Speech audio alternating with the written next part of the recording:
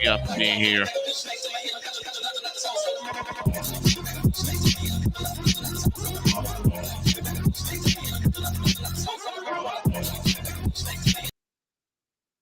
Alrighty. Whoa, shit. Calm that down a little bit. Can we get my face with yo, Jason? What the fuck? Why do they keep doing that? What's up, Jason the Great? What's good, bro? Hey, I don't know. I guess they like your face a little bit, you know. So. Yeah, it likes my face a lot, man. What's good? Welcoming everybody to the Double R podcast. I was trying to get that music situation, but it is what it is. Welcoming everybody. This is your boy Retro Recap, and we got our guy Jason the Great. What's good, y'all? We here to talk sports. We're going to talk about all the NFL playoffs that you saw this weekend. We're going to talk Buccaneers, Eagles. We're going to talk Steelers, Bills. We're going to talk Cowboys getting Not about the destroyed. Cowboys. Yeah, how about them Cowgirls? How about Cowgirls. them Cowgirls? You feel me? Getting Yeah. destroyed. Oh We're gonna my God. we're gonna talk about Kansas City Chiefs and Dolphins. We're gonna talk Browns, Texans. We're gonna talk Lions and Rams, which may have been the game of the weekend. So I appreciate you guys being. Before we get started, let me go. What's up, everybody? Hassan Savage Husky, welcome into the stream. We appreciate all you guys being here. Let's get started. Before we actually get into it, follow me on all my socials. My link tree is right there. Linktree/retro recap. We also got Jason the Great. Go follow his link tree right there. Linktree.com/JasonTheGreat, because we will be making content, and I want Jason to make content. You feel me? You feel So me? yeah, so we're gonna get Jason to make some content this year. It's 2024. All right, let's get right into it. We're not even gonna waste any time here. Let's talk about the game tonight, and I'm gonna get into it. Eagles, Buccaneers. Jason, I actually predicted that the Buccaneers would lose this game. I didn't care that they were at home. I didn't care that they were division winners. I thought even though the Eagles had came in playing like shit, losing 5 or 6 games, I still thought that they were talented enough to win this game. What did you see from tonight's game? I mean, it's kind of sad because you would have thought, after the Eagles lost to two horrible teams back to back, that they want to make it 3 times in a row against the Buccaneers because, on paper, the Eagles have, a top quarterback, a top defense, top receivers, great tight ends. But yet, like, they just, like, basically, they've been struggling since they lost to the 49ers. And ever since then, they couldn't basically, like, catch up to, like, the rest of the division. And I don't know, they just fell apart. Yeah, they fell apart badly, and the headline in this game was no AJ Brown, no, and then Julio Jones played the game, and he got injured right around halftime, Yeah. right before halftime. So it's like, all right, Jalen Hurts, you were an MVP candidate last year, you were an MVP candidate this year up until a certain point. You need to show us why you got paid that contract. So even if your big guns are not out there, Jalen Hurts, we need you to perform. And based on tonight's game, he didn't do that. Right. Because I give you an example. Look at Lamar Jackson back in the day. He had no target. He has no targets back in the day. Guess what? He still produces numbers every game. So there's no excuse that, hey, I will have no weapons. That's not an excuse. If you're a top quarterback, it don't matter if you have no weapons or not. You'll get the job done. You'll get the job done Doesn't matter. somehow. You got paid the big bucks You got to to get it done. prove that hey, I don't need to have a star cast around me. I'm good enough to get the job done. You feel me? And so one of the things that Todd Bowles did in this game is he blitzed. Blitzed. If you notice, Jason, like a lot of all-out blitzes. I mean, they were making Jalen Hurts get the ball in his hand quick, and we've seen that because he doesn't have AJ Brown or he didn't have Julio Jones for the second half. Right. It forced him to make fast decisions, and we've seen Jalen Hurts was not able to make quick decisions like we thought he could. You know what I'm saying? So the blitz got to him. Yeah, like legit. Like every time I've like seen him, like the blitz come, he's outside the pocket in seconds because like he has no choice but to like run outside and try to get a quick throw. But there's nobody open because they're blitzing so much and he has no time, like you said.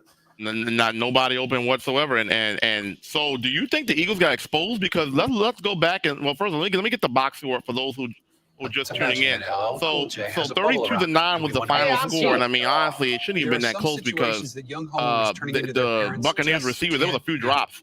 Yeah, that was in this game. Like Baker Mayfield actually balled this game. The man had 337 yards for the game, and he probably could have had close to 400 if we're talking about the drop. So let's talk about the Eagles real fast because I think to me, I mean, congratulations to the Bucs.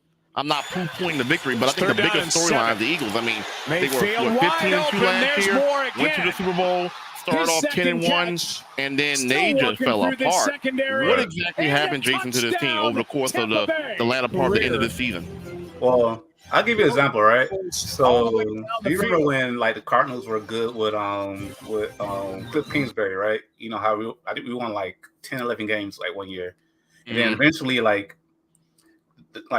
teams just basically looked at the tape and caught up and say, hey, look, this team only does one thing good. If we cut that out, guess what? They're going to be dead. They're going to be awful.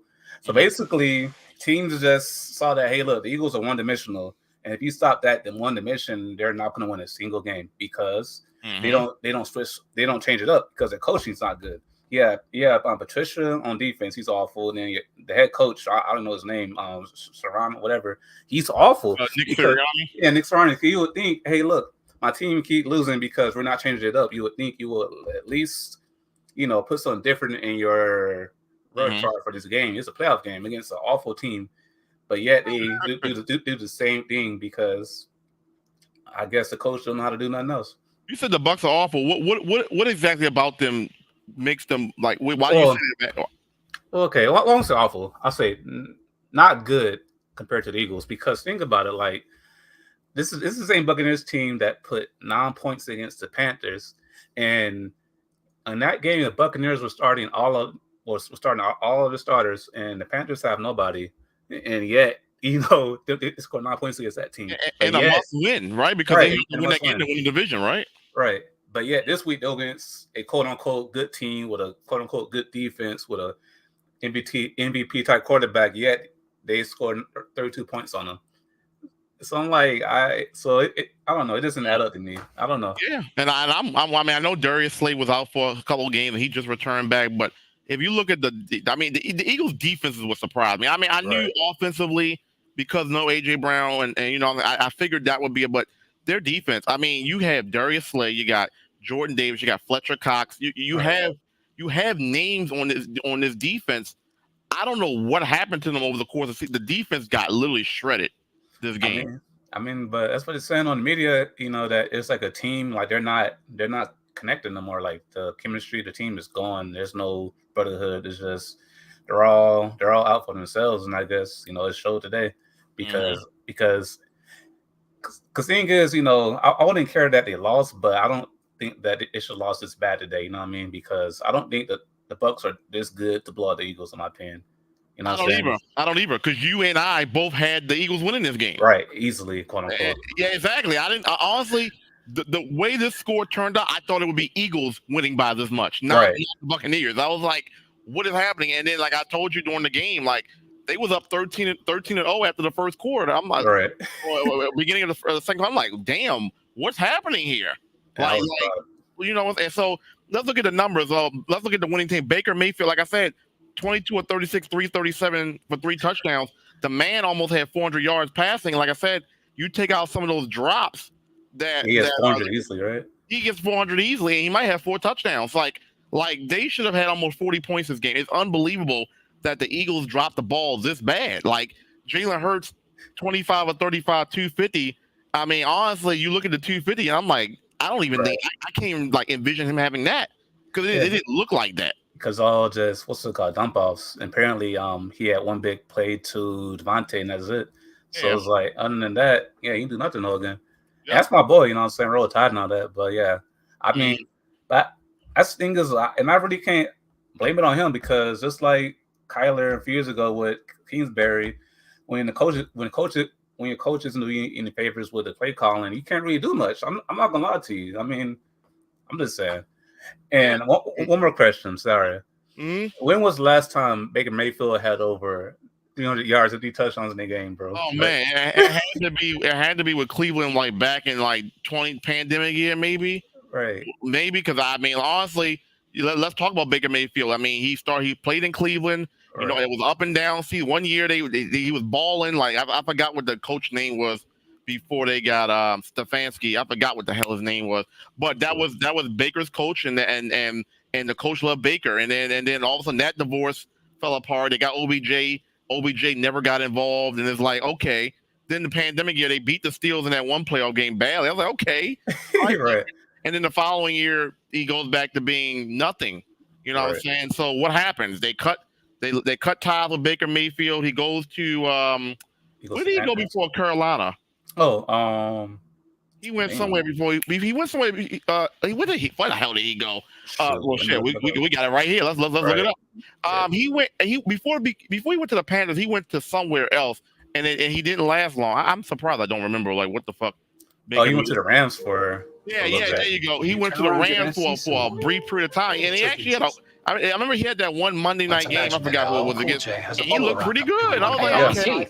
But then the Rams was like, okay. No, he played with Carolina first. Yeah. Then he went to the Rams. There he is. Yeah, There's my so nephew. he's been bouncing around for a while now for a guy to be the number one overall pick. You know what I'm saying? Like, we know he's talented, but he's also short in height. 3, 2, 1. And we know he's a pocket passer. I mean, the mobility is not the best. It's not there, yeah. You know, and so I think the height limits him. So I think we were both surprised that Baker Mayfield almost put up 4,000. Well, he actually did put up a 4,000-yard season, actually. But I was just surprised he only put up 400 yards against the Eagles defense. It fathoms me that the defense the defense of the Eagles became so garbage over the course of time. Right. Like Baker Mayfield, look at this: 4,000 yards, 28 touchdowns, 10 picks. That's not bad. Like, he had a season like that with the Browns. I want to say it was 2019, 2020. That was 2020 when he had 3,500 yards, 26 and 8. Yeah, so we know Baker is capable of looking good. But it's been a minute. You just got to get him in the right situation where he can actually ball out. So congratulations to him. I do want to get into the numbers. You know how we get down. Numbers don't tell the whole story, but it tells something. Let's look at it. So first downs, Buccaneers 23-13. Total plays, the Buccaneers ran 16 more plays. Total yards, almost 430 yards for the Bucs, only 276 for the Eagles. Yards per play, 6.2. I mean, so 5.2 for the Eagles. So they were kind of a little bit. Right. They just couldn't sustain drives, and then they got down to the red zone and they couldn't cash in. They got the touchdown, but then they went for the 2-point conversion. And I was like, why are they going for a 2-point conversion? Because the score was the same thing. You feel me? Like, it was 16-3, and the Eagles got a touchdown. And I was like, okay, so it's 16-9. And I was like, all right, that's a 7-point game right there. So I'm like, cool. If you just kick the extra point, it's 10-16. Touchdown, you're in the lead. They go for 2, and I'm thinking to myself, well, what are we thinking here? Because I guess if you don't get it, it's still a 7-point game. If you get it, it's a 5-point game. But it's not a necessity to go for that. There's no point because I think they went for it because the Bucs had a flag on the play. But even then, why not take the guaranteed point and then play some good defense, and then try to get the ball back and take the lead. So I didn't understand it, but who are we? We're not head coaches, and we don't get paid the millions to be dumbasses, so it's all good. Whatever. Exactly. But I mean, sometimes I think we could be better coaches out there than them. Because I was thinking to myself, okay, you get it, it's a 5-point game. Just take the points. Just take the points. I mean, at the end of the day, it's 16. So I'm not saying that was a momentum killer, but at the end of the day, you have to scratch your head and wonder what was the point of doing that. All right, it's the play calling. It didn't make any sense. So let's look at it. So total yards, like I said, 426 to 276. The Bucs had the time of possession. The Bucs had the first down. Surprisingly, for a game like this, it was no turnovers. No turnovers, right?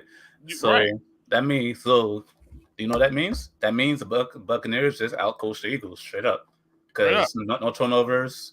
And they held onto the ball and got first downs. Because we have 13 first downs the whole game. Usually, I think that's like an L. Usually, because I feel like to win the game, you gotta have more than 13, like at least 20 first downs. That means that you're moving the ball, you're holding the ball, and you're clock. As you see, the Buccaneers have 23 first downs, and they have the ball for most of the game. So, and here's the crazy part about it. Baker Mayfield had 300, and Mike Evans didn't even really ball out. He had 3 catches for 48 yards, no touchdown, 7 targets though. Bro, he dropped the touchdown. Like you said. So yeah, this game should have been even like worse than this. Yeah, and coming into the game, the broadcasters, the ESPN guys were saying like the Eagles defense has not been playing good the last few games. This might be one of those games, even though it's the Buccaneers, they do have receivers now. Like, I mean, they got tall receivers. They got, Godwin and Evans been playing on the Bucs forever. And like, killing forever. Yeah, bad quarterbacks, good quarterbacks. It don't matter. Jameis Winston looked good. You feel me? So you know how that goes, Mr. 30-30 himself. You feel me? Right, 30. Yeah. So okay, so let's put a bow on this. I want you to put a bow on this, Jason. Summarize the Eagles season for me. Where do you go from here? Like, as far as do you keep the coach? I mean, this is kind of embarrassing to go 10-1 and then you end the season 11-7. Kind of like sum it up for me. Well, how about this? I say, sadly, because I feel like you have to keep the coach, but you fire the offensive coordinator and the defensive coordinator, then give him Well, one more Matt season. Patricia's gone. Matt Patricia's Oh gone. yeah, I mean he better be. If not, Yeah. Jesus Christ. But yeah, like you got to get a new coordinator for the offense because that little cute push that's dead forever. Like teams gonna they caught on to that and they can't run the ball really no more. They have great receivers, but they can't get them the ball. So they need a new coordinator. Keep the head coach because I feel like if you need a head coach, it means that you have to get a new quarterback as well. So I'm like, nah, just give it like one more year. If it fails again, just start over. Yeah, start over. Yeah, I mean, you paid the quarterback. You Yeah, paid that's the what I'm quarterback saying. a lot of money, so he's not going anywhere. And I mean, I guess I can make an excuse like, okay, AJ Brown wasn't playing, but at the end of the day, even if AJ Brown played, You still can pay that money yeah, to get your quarterback. yeah, and the Bucks deep and the Eagles defense couldn't stop nobody. So even Right. if AJ Brown played this game, it didn't make a difference. It does not matter. You know what I'm saying? It might instead of it being well, it should like I said, it should have been they should have had like 40 points. Instead of it being like 40-9, it should have been like 40-20. Yeah. You know, AJ, you know what I'm saying? So it's like AJ, I mean, It's Eagles still a fans, loss. I know we're going to Eagles fans. Well, AJ Brown didn't play and an aging Julio Jones guy is Julio Jones in 2024. Be Now real. look, to be honest, they're gonna blame the quarterback because that's what every team do. When their team lose, like they look past the defense being bad and the coaching being bad. They always go for the quarterback. So, oh well, Jalen Hurts did this. Well, look, Jalen Hurts has a shitty head coach. So, I mean, he can't do much. I'm sorry, I ain't gonna lie to you. Because I mean, because like I said, look at the Ravens. Like great coach, great quarterback, had awful weapons for a long time. Awful weapons, still make playoffs. And now look at them; they have weapons, and now they're probably go to Super Bowl. So it's I don't know. That's just me. Now let me ask you: is he really that? Because Eagles fans they're debunking you. Going to say they're going to rebuttal. Is going to say, well, this coach took us to the Super Bowl last year. So is he really as bad as you say he is? I mean, not too many coaches can get their team to the Super Bowl.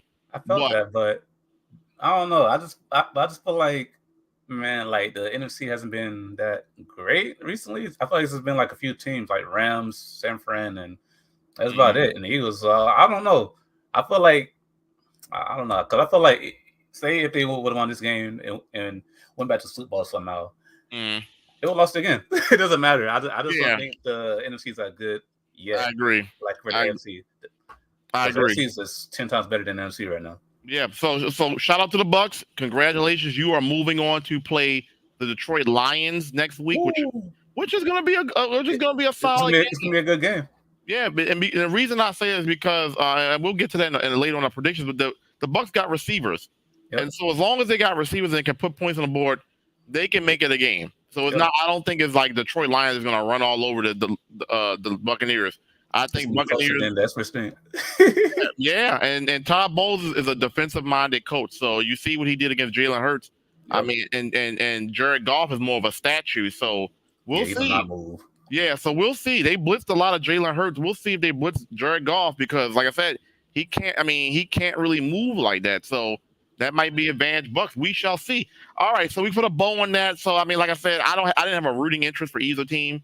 I wanted to see a close game. We didn't get that. I mean, then again, it's a weekend. Majority of the playoffs this weekend wasn't close. I mean, except for the Rams game and the Bills and Steelers. The Bills game, and that even wasn't even a close game. It got close, but it wasn't overall its entirety close. You feel me? So, all right, let's talk about that. Let's hop right into that game. So, Bills and Steelers. Josh Allen. Well, first of all, the Steelers lose 34-17, and I really shouldn't even say the Steelers lose because the Bills won the game. Yeah, that's really true. But talk about it, Jason. Man, I don't know. Because I ain't gonna lie, I felt like this game was basically a gimme for the Bills. So I'm glad that they didn't choke like the Eagles did. Like the Bills knew, hey, look, we got home field advantage. It's like negative 50. So basically, we got Josh Allen, we got this big old running back, halfback, quarterback guy here. So they just use him. He's one of the best quarterbacks in the league, and they got the job done.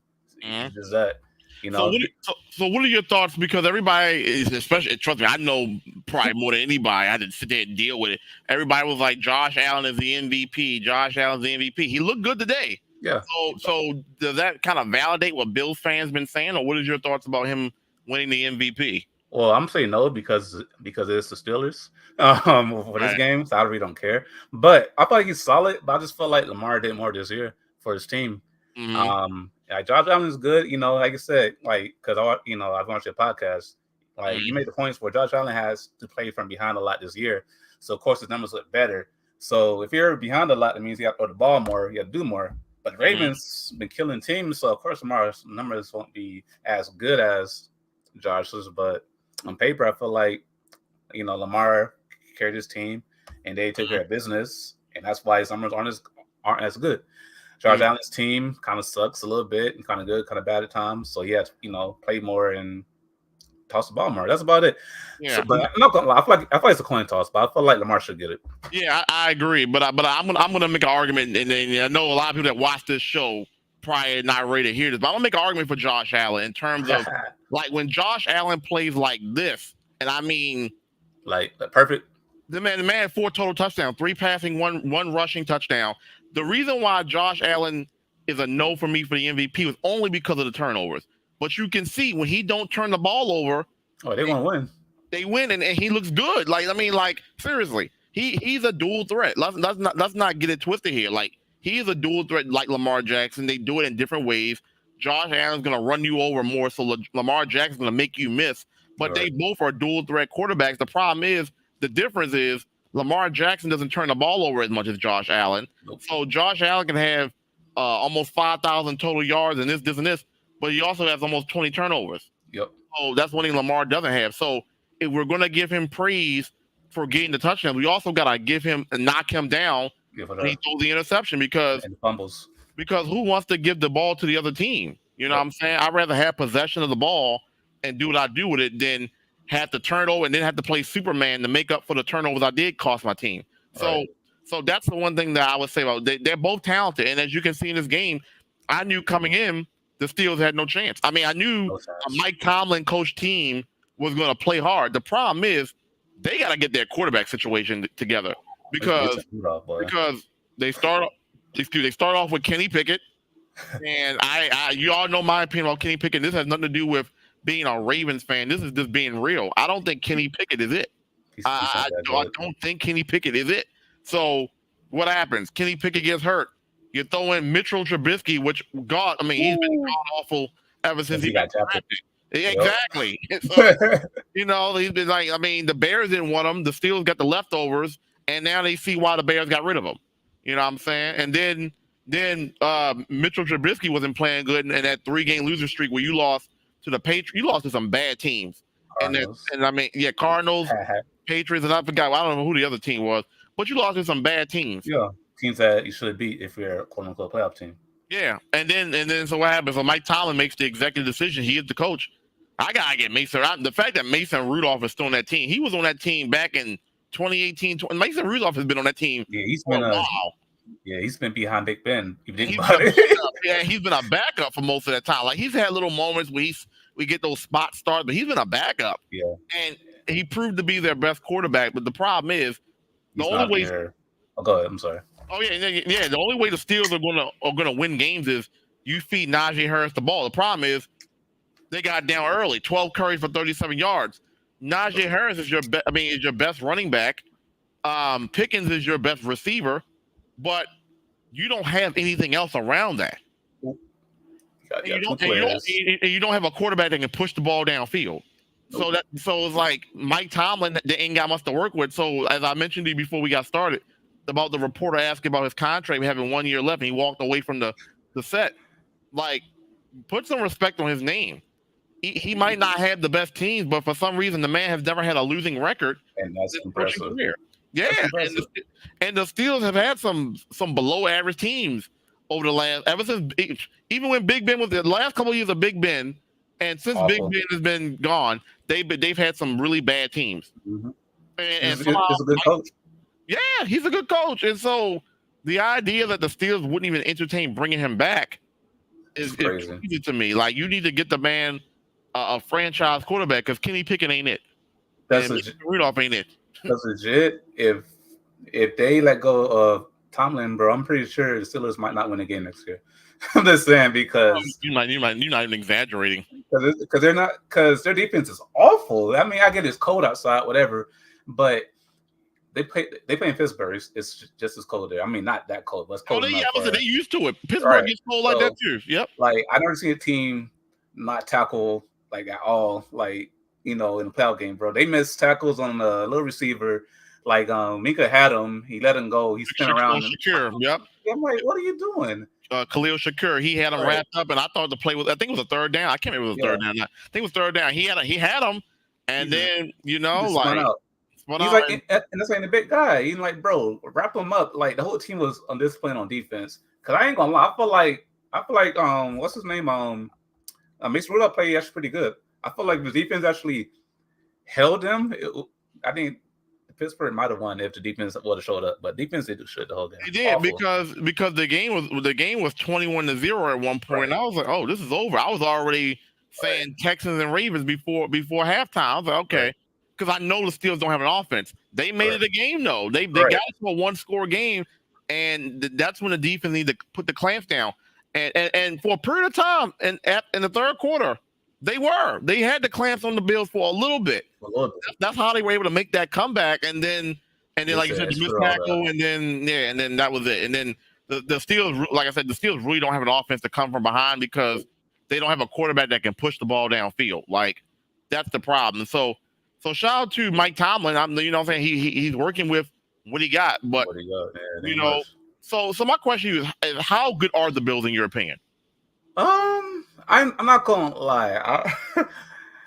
They're a mystery because I think against the Chiefs, I got them personally losing to the Chiefs, but they play at home, and I feel like they're one of those teams where if they're at home, they're gonna play pretty good. So I think they're good, but I don't think they're better than the Chiefs. Okay. Because I don't know. Go ahead. I want to know. I want to dig deeper into that. So we got, and this is just playing devil's advocate. So we got Pro Bowl quarterback, MVP candidate quarterback. We got Stephon Diggs. We got what's the other guy's name here? They got Dawson Knox. James Cook. They got James Cook. So they got some pieces on offense and they got some pieces on defense. What is the reason why you're not really sold on the Bills as far as beating the Chiefs? Because Josh Allen is inconsistent, in my opinion. That's it. Really, I ain't gonna lie to you. But if he's on, they're almost unbeatable. But I feel like he's always gonna have that one game where he messes up, fumbles, or does something stupid. Because it's just who he is. It's not against him. He's always gonna make that one mistake that's gonna cost his team a game or a league or something. But because that's the thing is too, I feel like the Chiefs and the Ravens obviously have the better defense. Even the Texans, because say somehow the Texans beat the Ravens, the Texans have a good defense too. The Steelers have no defense, but the next three teams are basically the teams that are left in the AFC division have great defense. So I feel like these next few games are gonna be tough for the Bills, but they might prove me wrong. We're gonna find out. Right? I mean, and let's be real, like that's no surprise. I mean, I know maybe in today's NFL, that model of defense wins championship may not always because they want offense, but like you said, the top teams that are left have a solid defense. Yep. So and we'll get to the Chiefs in a second, but the Chiefs historically have a better offense than they do defense. But this year you can make a case that their defense is actually better than offense. And who would have thought that with Patrick Mahomes? So not me. So to put a bow on it, to put a bow on the Steelers season, Mike Tomlin, you got the most out of what you could. You won 10 games with a team that probably only should have won like 6. Yeah. So good job there. Like I said, they say coaches don't matter. I disagree with that. I think if you have a good coach, that's at least worth 3 extra wins. Yep. At least. And Mike Tomlin proves year after year after year, he don't have the best team in the division. Shit. Sometimes it's been the last couple of years. He's had the worst team in the division, and somehow they still have a winning record at the end of the season. Because he just knows how to get his guys around, and get them up and playing. He's just good. I mean, think about think about his predecessor. Forgot his name. Bill Connor. Yeah, you know what I'm saying. So he learned from the best. So it's like, come on, that's how I be. Yeah. Mm-hmm. And the one thing about the Steelers is they always have continuity at the coach. Like you said, Bill Cowher, and I forgot who the coach was, the legendary coach before Bill Cowher. How are you talking about? I forget the guy's name, but like they don't change coaches. Like even with the Ravens. The Ravens, I mean, there's something about the AFC North with those two teams. That the reason why they're consistently good, they don't have dysfunctional franchise. Like John Harbaugh's been there 16 years. Brian Billick won a Super Bowl. He was there 8 years. Yeah. They were established in 1996. So I forget the guy's name. Jeez, I'm bad with names, but they've only had three coaches and the whole franchise history. So, but you see teams have 3 coaches in 4 years. You know what I'm saying? So I mean, look at your Arizona Cardinals. Should be coaches in 2 years sometimes. Sometimes you see 3 coaches in 1 year. Sometimes it's just crazy. Like I remember when the Falcons hired that what's his name? That one coach from Arkansas, and that dude left. I mean, so basically, like they hired a coach. Like he came from college, then he left like 2 games in from the Falcons and before like college. So it's like, yeah. What time frame are we talking about? Like 2010, 2009. Shit. What's that? Here, let me 1 second. What's that fucking name? Yeah, but yeah. While he's looking at it, so continuity matters. Yep. Continuity matters. The best franchises are usually ones that keep their head coach and build around, and they know how to. Like John Harbaugh, for example, he's a special teams coach. He wasn't even a defensive coordinator or head coach. He was a special teams guy. So it's not about it's about, can you galvanize the troops? Are you a good leader? Are you a good motivator? And so you see, just because you are the hot ticket, just because you are a hot offensive coach that can call plays, does not mean you're the best head coach. Okay. You know what I'm saying? So it was Bobby Petrino. Like he was. Shit, Bobby Petrino did coach the Falcons. Good luck. Yeah, for like 2 games. He said, "Man, was that Arkansas or Louisville?" Well, he went from Louisville with Lamar Jackson, and then he went to the Falcons, and then he said, "I ain't cut up for this. I'm pussy," and he went back to college and coached Arkansas. Oh, wow. Well, shit. Yeah. So, crazy, right? Yeah, it's crazy. Like, I mean, a good coach matters. So, like I said, to put a bow on the Steelers, great season. You got to do some of that quarterback position because, I mean, you got to trade up. You playing with the Ravens, you playing with the Browns, you playing with the Bengals. Didn't have Joe Burrow. Burrow's gonna be back. Yeah, this thing is like the Bengals were good this year too. They're just in a tough division. Think about it. And then your quarterback got hurt, so. Even then, Michael's better than Steelers quarterback. Yeah, like you think about, you got Lamar Jackson, you got Joe Burrow, Deshaun Watson. Say whatever you want about him, he's better than what the Steelers got. You know what I'm saying? So the Steelers are the only team in that division that don't have a franchise quarterback, and Mike Tomlin still gets 10 wins out the team. Yep. So just imagine if they had a solid, like just imagine if they had like a Matthew Stafford type of quarterback. I mean, imagine they had Joe Flacco. Exactly. Somebody that can at least push the ball downfield, make a difference. You know, right, Joe. That thing. What's up, Tiffy? What's up, Husky? What's up, John? Even though Joe Flacco was a statue, you know what I'm saying, he can push the ball. He can launch that ball. Yeah, a little play action. You know what I'm saying? It's a wrap. Exactly. Don't forget to like the video, everybody. I appreciate y'all. Thank y'all for coming in. All right, so congratulations to the Bills. They will be playing the Kansas City Chiefs. And we'll get into that in a second. Let's move on to which I thought was the game of the weekend, and that was Rams versus Lions. The storyline here was Matthew Stafford going back to Detroit, and Jared Goff playing his former team. As you know, Sean McVay and the Rams traded Jared Goff to the Lions. I want to say that was 2021 because that was the year that Stafford won the Super Bowl. So 2021. Was that 2022? Am I tripping? I'm checking right now. It was 2021. Yeah, 2021. Yep, 2021. And Matthew Stafford, that was his first year with the Rams, and they won a Super Bowl. And that trade paid off for the Rams. They cashed in big time. So you already had the storylines coming in. You had Stafford going back to Detroit. You had Goff playing his former team. This time with big stakes on the line. Jason, can you talk about it? I ain't gonna lie. Like you said, it was the game of the week easily. I ain't gonna lie. It's probably one of the games of the year because it was just a good game, emotional game. Cause think about Detroit, they don't win anything except for hockey. So those boys came up, and that's been a long time ago. Right, you know what I'm saying? A long time. Right. So I'm like, happy for the city of not the state of Detroit, it's the state of Michigan. You know, because I mean, I feel like deserved it, man. Look, so they got Jared Goff. He did his thing. You know, came in underdog. I thought personally that it was gonna get whooped, but you know, Jared Goff played a good game. He didn't turn the ball over. They had what's his one receiver, man? I remember I say Brown, a dog, man. He went off. Yeah, Good running game. The he was the defense one was that made. shaky. Yeah, he was. I was gonna say he was the one that made the catch for the first down that sealed the game. Yeah, so I'm saying it was a great game. Like minus that one call they missed on the Puka Nakua, which he went off too. Puka had 181 yards, bro. Disgusting. But other than that one call they missed, probably the game of the year. Easily. Can you pull up the box score for me real quick? I'm gonna talk about it.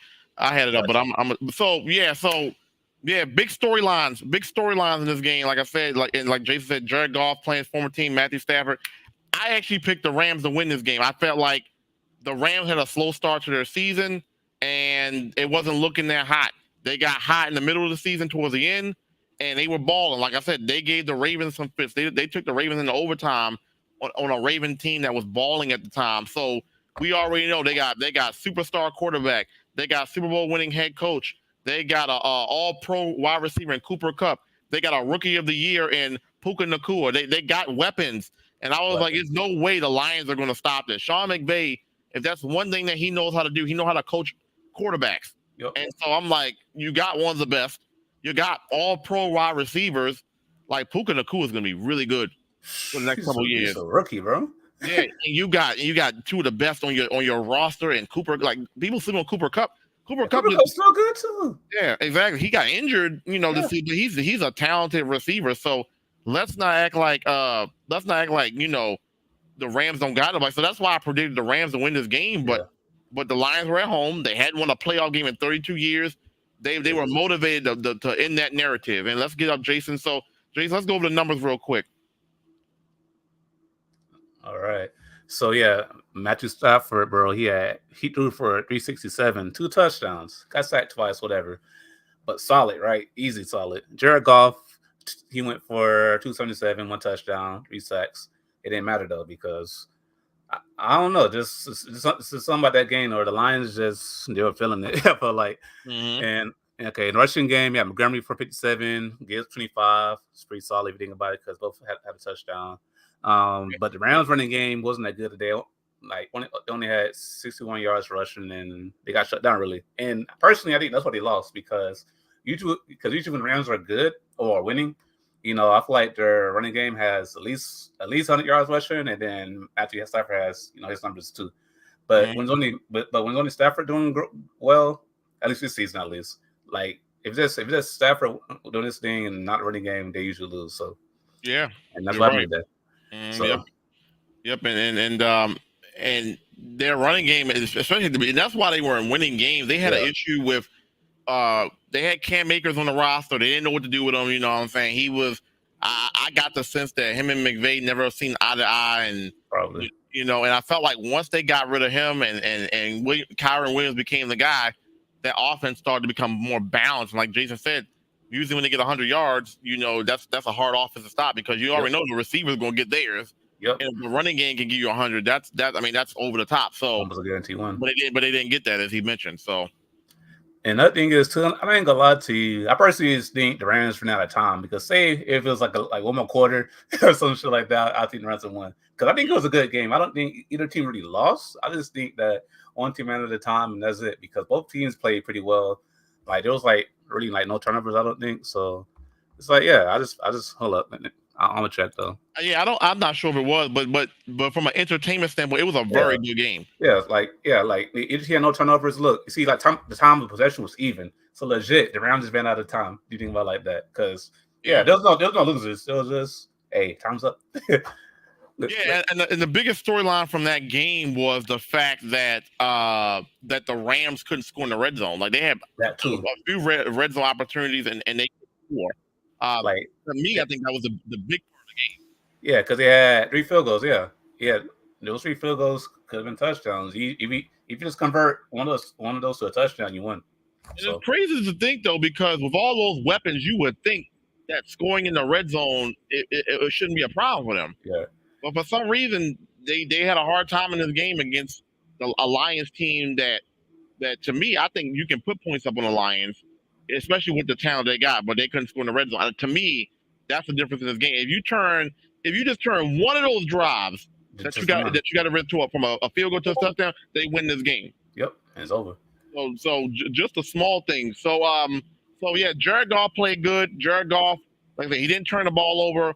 He was and I don't know why people got offended with this comment, but this is what Cam Newton was talking about in terms of game managers versus game changers. Yeah.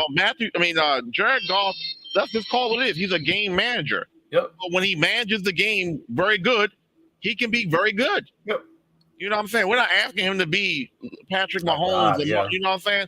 We're just saying Jared Goff, don't turn the ball over, make the right read, and he did that in this game. Yep. He only incompleted 5 passes. Yep. He made the touchdown when he needed to, and he moved the chains when he needed to. Like you said, St. Brown, they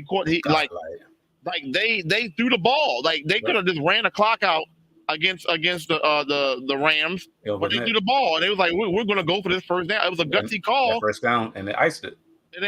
But honestly, think about it. When you haven't won a playoff game in 32 years, you got to do stuff like that. I mean, if no more make sure you win. Yeah, because I promise you, feels like you lose.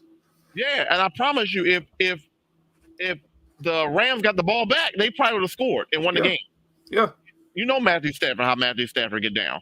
Yep. Or at least can't throw position. That's it. So yeah, it was a gutsy call. Yes, but when you haven't won in 32 years. You got to do what you got to do. And Dan Campbell's a go-for-it coach. You saw that Cowboys game. He was going for the win in that 2-point conversion. And he did win. For the win. Yeah, well, we saw what happened. The Cowboys, yeah. So they should have won that game too. Yep. But the point is, Dan Campbell is a go-getter. He's going to go for it. Yep, every time. So any other coach may have ran the ball. He's like, no, we're gonna go for this. Go for the kill right there. Because the Rams didn't have no timeouts at that point, so it was just like, okay, we get this first down, the game's over. You know what I'm saying? So that's a full advantage because those two timeouts was because of the communication. Because on Stafford, because first time out Stafford, and I think it was the play clock or some shit was running down, and they couldn't get a play off the time. Second one, same thing. Because so basically, shout out to the Lions and their crowd just showing up because they fucking did that. Yeah, exactly. So good point. So congratulations to the Lions. They are going to be hosting the Tampa Bay Buccaneers, as we mentioned earlier. You can hear that, Jason, right? No, I can't. You can't? Okay, no. That's weird. Okay, but yeah. All right. You don't hear the music playing? Nah. Oh, okay. I know. But hey, just ask the chat if they can hear it because ask the chat, because Jason got lazy ears. All right, but nonetheless, but so we went from the Lions not winning a playoff game to now the Lions being able to host a second playoff game. Right. So they have a chance to win 2 playoff games after at home. Yeah, at home after going 32 years without one. That's you know crazy. what I'm saying? So, and I asked Bergen Ohm. I asked him did he go to the game. He didn't go to the game, but if you're a Lions fan, you got to be happy about this. Yeah. I mean, just look at it. Baseball, the Tigers stink. Awful. The basketball, we already know how the Pistons stink. Pistons are. Oof. Hockey, Red Wings haven't been to a Stanley Cup in almost a decade. Yeah. So really, this is a big moment for the Detroit fan base. Whole city. It really is because it's like, it's been so long. Even when they went to the playoffs a couple back in 2014, and the whole scandal with the catch and whatever, against the Cowboys, whatever. Of course, against the Cowboys, always against Cowboys. Yeah, it's always against the Cowboys. They lost that game. They have. I can't remember I think the last time they had a home playoff game was 32 years ago. Let alone winning a playoff game. They hadn't even had a home playoff game. Yeah, they haven't had a home playoff game since Barry Sanders. Yeah, it's crazy. I wasn't even born yet, bro. Like, come on. Exactly. So can you put a bow on the Rams season? I'm not even gonna lie. This season, because I felt like this was supposed to be a down year for the Rams, but the fact that they got 10 wins, man, I think it's a good season. Like, just like damn, because I don't even know what they need to get better because they're already good enough. So it's just like, hey. just keep on doing what you're doing, and next year stay healthy. I guess get like a second halfback maybe, just to just like second quarterback. I mean, not second quarterback, like a second halfback. Then that's it really, because you got a good halfback, you got good weapons, at receiver, you got a good tight end, good quarterback, and decent defense. So just keep it up. It's supposed to be a bad year for y'all, but yet somehow you got 10 wins. So. What's called? Your microphone went mute too, by the way. Oh yeah, I'm sorry. Yeah, this was supposed to be the year that they were supposed to do something. I mean, they were not supposed to do anything. You know what I'm saying? Like after that Super Bowl, they kind of reset a little bit.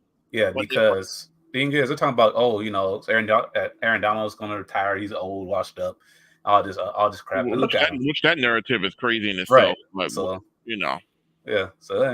So I ain't gonna lie. I am a Rams hater because I'm a Cardinals fan, but I'll give him praise for getting 10 wins and showing out, because I didn't think that they would be that good this year. I ain't gonna lie to you. I didn't either. Just because of the division, I thought the 49ers were the king. And then we saw what Seattle did last year, and I thought Seattle would take another step, and they did look good. They did look good at one point in the season, but then they just fell off. Yeah, now Pete Carroll's gone, and so it's a wrap. Yeah, I don't know who their next coach is going to be. That'll be interesting to see where they go. They don't have a franchise quarterback. I know Geno had a great year, but he's getting old too. Think about it. He's getting old. He's not a franchise quarterback. He never has been a franchise quarterback. So it'll be interesting to see how they reset with that. But and then the Cardinals, of course, you can speak on that. I mean, Kyler Murray was they got. Well, I'll let you speak on it. Hey, look. All right, so this is even delusional, but look, just watching this playoffs easier, I feel like the Cardinals, if you just stay healthy, we should make the playoffs, because look, we beat 3 playoff teams. We beat the Steelers, were they're bad, the Cowboys, and the Eagles. So I'm like, hey, if we can beat those teams this year, and they're like the quote-unquote good teams, I know we can make the playoffs next year, as long as we stay healthy and do good in the drafts. And yeah, that's about it, man. Know what I'm saying? Kyler all day, bro. We know you repping Kyler Murray, and honestly, they should be better. They're gonna have their starting quarterback. Healthy. We should resume the whole season next year. So. And then look, and I ain't gonna lie, we have a good coach too. He's a rookie coach, but I felt like even though we only have like 4 wins, he like rallied the team and kept the team positive, because sometimes usually when a team has like 3 wins, 2 wins, 1 win, they're all like depressed and this shit, like, just look at the Panthers, like how they look distraught. The energy's always down. But the Cardinals, like even when we were losing, our team never looked like they were like, just like disinterested in the team and wanted to go elsewhere. They stood together. So that's why I like that, because that's coaching. Because when we had Cliff Kingsbury, it was opposite. When we lost, like Kyler was like a little, like a little girl getting mad and shit. I don't blame her though. I would have been mad too, because like if you have no coach, bro, I'm mad too, because like what are we doing here? But now with this coach, he took an L, and if it's his fault, he'll take blame for it, and he's not going to no one else for it. So I feel like it's next year's gonna be a good year. Who's y'all coach again? Gannon. He was the defensive coordinator for the Eagles. Imagine that. Oh, okay. Well, one of the defense was actually pretty good. Yeah, and as soon as he left, better than what it should have been. So, but so and because it's funny, the Eagles blamed him for them losing the Super Bowl, but now they're out in the first round. So and their defense was pathetic. Right. And the crazy part about it is, I get it. I get it. They did give him a lot of points in that Super Bowl, but you gotta remember, leading up to that Super Bowl, the Eagles defense actually played pretty solid. Right. But it's Patrick Mahomes though. It's like Tom Brady, bro. It's like, oh, okay. Exactly. Like you can't blame. Tom Brady's gonna light you up. It's like, it is what it is. You're gonna take that. It's if your defense get a lot of points, cool, but your offense gotta pick it up too. Because sometimes, sometimes defense has a down game. That means offense has to take over, and vice versa. Exactly. So. Real quick before we, and I don't even know how Cardinals came into this conversation, but I do want to get your opinion before we move on about your take on the whole Kyler contract in terms of the whole study time shit. I don't know if I ever got your opinion about like, do you think that was over the top from the management? I think it was over the top, but I think that was more with Cliff back in the day, because Cliff didn't take no responsibility for the team back then. Like he always say, you know, in conversations he said, "Oh, you know, we just get it done. That's it." He always, this is I was his catchphrase. "Oh, we just didn't get it done. This is on me. We didn't get it done. It's on me." That's it. So he was one of the people that he would never, expand on why the team sucks. He just said these two things every time. So I felt like what that Kyler was disinterested in the team. Probably, I ain't gonna lie, he's probably going to be traded because I would have want to be traded too if that was my coach. So I felt it was a coaching and this environment was just so toxic where I think he gave up on the team for like a year. Probably did. Yeah, probably did. So, all right. Okay. So yeah, big ups to the Detroit Lions. Like I said, first time in 32 years you were able to win a playoff game, and now you get to host another playoff game. No, that Ford Field's gonna be rocking. And I mean, it's a winnable game. It's not like I had the Rams beating the Lions, but I mean, you got over your biggest hurdle, and now you got, to me, a team that's, to me, I think not as good as the Rams. To me, and the Bucks. I know the Bucks won tonight, but I think the Bucks are an easier matchup for you than the Rams. Yeah, because you just face a team with dynamic receivers. The Bucks got that, and I think the Rams receivers are better than the Bucks. Yeah. So I think that's a matchup that Lions fans will enjoy. I think the Lions do win that game. We'll talk about that in a bit. All right, let's move on to this game right here. Oh, how about them? How about them Cowgirls? I couldn't wait. As a matter of fact, let me take the glasses off. I couldn't wait to talk about this game. You know why? Because one, just like everybody else, I had the Cowboys winning. As much as I don't like the Cowboys, they're a better team. Yeah, exactly. I had them winning. I had them winning this game. What we got is a complete 360. When you looked up after the first quarter, it was already what? 21 to 0? 25. I was like, what is going on here? Right. So what did we learn from the Cowboys? Let me get it up real fast. And let's look at it, y'all. And we're gonna take a look, and we're gonna really break this down because I didn't see the Packers scoring 48 points. You know what I'm saying? Everybody knows the Cowboys defense is overrated. Micah Parsons is overrated. You can say whatever you want. 48 points? I don't think no one saw that coming.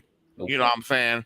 And the one thing I said leading up into this game is the Cowboys, when they play in Jerry World, they're a different story. They came into it 16 home wins in a row, which is crazy to think. Home wins in a row. Like they lost the very first home game last year. Then they won the remaining 8 because with the added game or whatever, they got an extra home game. So they had 9 home games last year. They won 8 in a row because they lost the first one. Yeah. Then they win all 8 this year. So going into this game, I was like, all right, you're going against the Packers. All right, y'all. I think y'all a better team. Y'all won 16 in a row. Ain't no way y'all losing this game. Right. You got better players, better receivers. And Jason, not only did they lose, they got their ass whooped. They got whooped. Yeah, it looks close, but the Packers legit let up in the second half. They was like, it's a wrap. Mm-hmm. So it looks close, but this game's not close at all. And the casual fans are going to say, well, it wasn't Dak Prescott's fault. The dude was, first of all, 60 passing attempts is absolutely crazy. That's ridiculous. 41 of 60 for 403 yards. Now, before we get into the glitz and glamour, because let me shut this down real fast. Okay, and under normal circumstances, you look at 400 yards, you're like, okay, that man was balling. Right, he's going off. Oh my God. But if you have to throw the ball 60 times to get 400 yards, that's not good. That's not good. That means your team was getting their ass whooped because there's never a scenario where you're throwing 60 times and you won the football game. Usually, if you're throwing that many times, it's because you were down bad. Like that's crazy. So what happened? The Packers go up there. I think they was about 27 to 0 at one point. Yeah, like in second quarter. Yeah, they were getting their ass handed to, and we already know Diggs got hurt at the very beginning of the season. No Diggs. They still got Lawrence. They still got obviously Dak Prescott. They still have weapons on their team. Yeah. For this to happen is absolutely crazy. So I wanna look at really I enjoy talking about the Cowboys as much as I can. But we do have to give love to the Green Bay Packers. And I want you to talk about Jordan Love. Talk about how Jordan Love balled out. I mean, what do you like about him? What do you like about his game? I like his demeanor. I feel like he's like never rattled. He's one of those players like, he like you can like it's like say what you want about him. He can say, oh, he doesn't look that good. He's not this and that, but he's never like rattled. He's always calm. It don't matter if he's going to Cowboys Stadium. It can be, y'all stadium. Like he's always got the same demeanor. He's cool, collective, bro. He's gonna swing the ball and he's gonna do his thing. That's it. Like, and that's it. I don't know. I feel like this team, man. Like, I don't know. This is low key a dark horse team to now to make Super Bowl. I feel like. Really? I don't know, man. I just something about it. Like they have really. Think about it, because the Cowboys were supposed to be a good team, right? Great team, weapons. They got MVP. They got all these corners. They got Deron Bland. He was supposed to be like the fifth player of the year or whatever type of shit. So I feel like, hey, look, if Green Bay can just play their game and don't get rattled, and just like don't get too into the media, just play their game, bro. I think they got a chance to make the Super Bowl. A lot of people were saying that the way Jordan Love ball, it reminds them of a young Aaron Rodgers in terms of his ability to be able to move in the pocket, throw on the run. Did you see some of the throws he made? Back foot throws off balance. I was like, but you know who did that before him though? That's Brett Favre too, though. Think about it. Brett Favre did the same thing. So it's like it's just that Green Bay thing, bro. Green Bay know how to pick quarterbacks. Yeah, like it's a continuity thing, and that's the same thing I was talking about with the coaches. Like, the Packers don't go do coaches. I mean, since 1990, 1980, whatever. Yeah. Favre, Aaron Rodgers, Jordan Love, and now I see why management was low key like pushing Aaron Rodgers out the door. Like, get your ass out of here. they knew they had a younger, more athletic version of Aaron Rodgers on the cheap. Yep, a whole lot cheaper. Yeah, a whole lot cheaper, and so.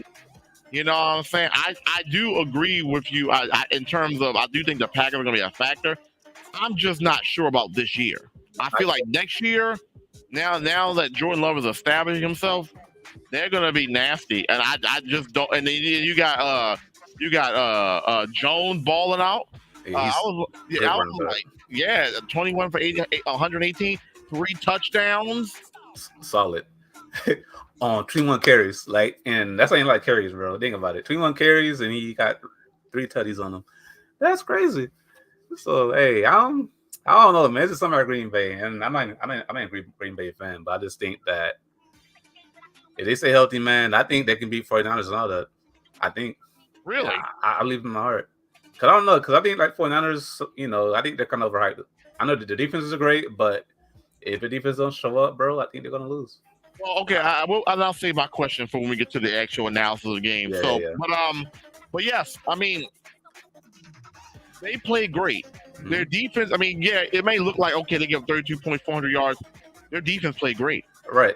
Best thing is, didn't have anything until right before halftime. Right. And even then, like, when you're up like 40-something points, you're going to let up because you want to keep playing hard to get injured for the next game. So, of course, you're going to let up and points. The game was already over at halftime. So it didn't matter that they gave up like 32 points. And you know how sometimes you can just like feel like the vibe of a game. I feel like once they got down big, I feel like they quit. Yeah, they did. Especially on defense. Look how many like wide open plays there were. That's what I'm saying. So I don't. Yeah. But that's the Cowboys, though, man. They always good in the regular season, then come playoffs, Because think about it, even then, like these 49ers a few years ago, they had a home game and they got bopped, didn't they? Oh no, it wasn't bopped, but they also 49ers and at home. So when it comes to playoffs, they always gonna lose. Like they lose to the 49ers almost every year. I feel like the one year they lost. That was the botch with the snap with Dak Prescott trying to snap the ball early. Yeah. And then the last year it was they went to San Francisco and they got beat up. Yeah, manhandled, right? And then I was watching I forgot what podcast I was watching, whether it's Kyle Shanahan or Matt LaFleur, because even when Aaron Rodgers was there was a couple times Aaron Rodgers beat them in the playoffs. Yeah. So it was like for some reason the Cowboys hadn't been to an NFC Championship game since the last Super Bowl they won in 1995. So you want to throw the Lions? I won the playoff game. The Cowboys to be called America's team. America's team. They don't define America. I mean, granted, I mean, this don't Well, they do because we like to lose and spend money. Yep. Go ahead. I knew exactly where you was about to go with that. Yep.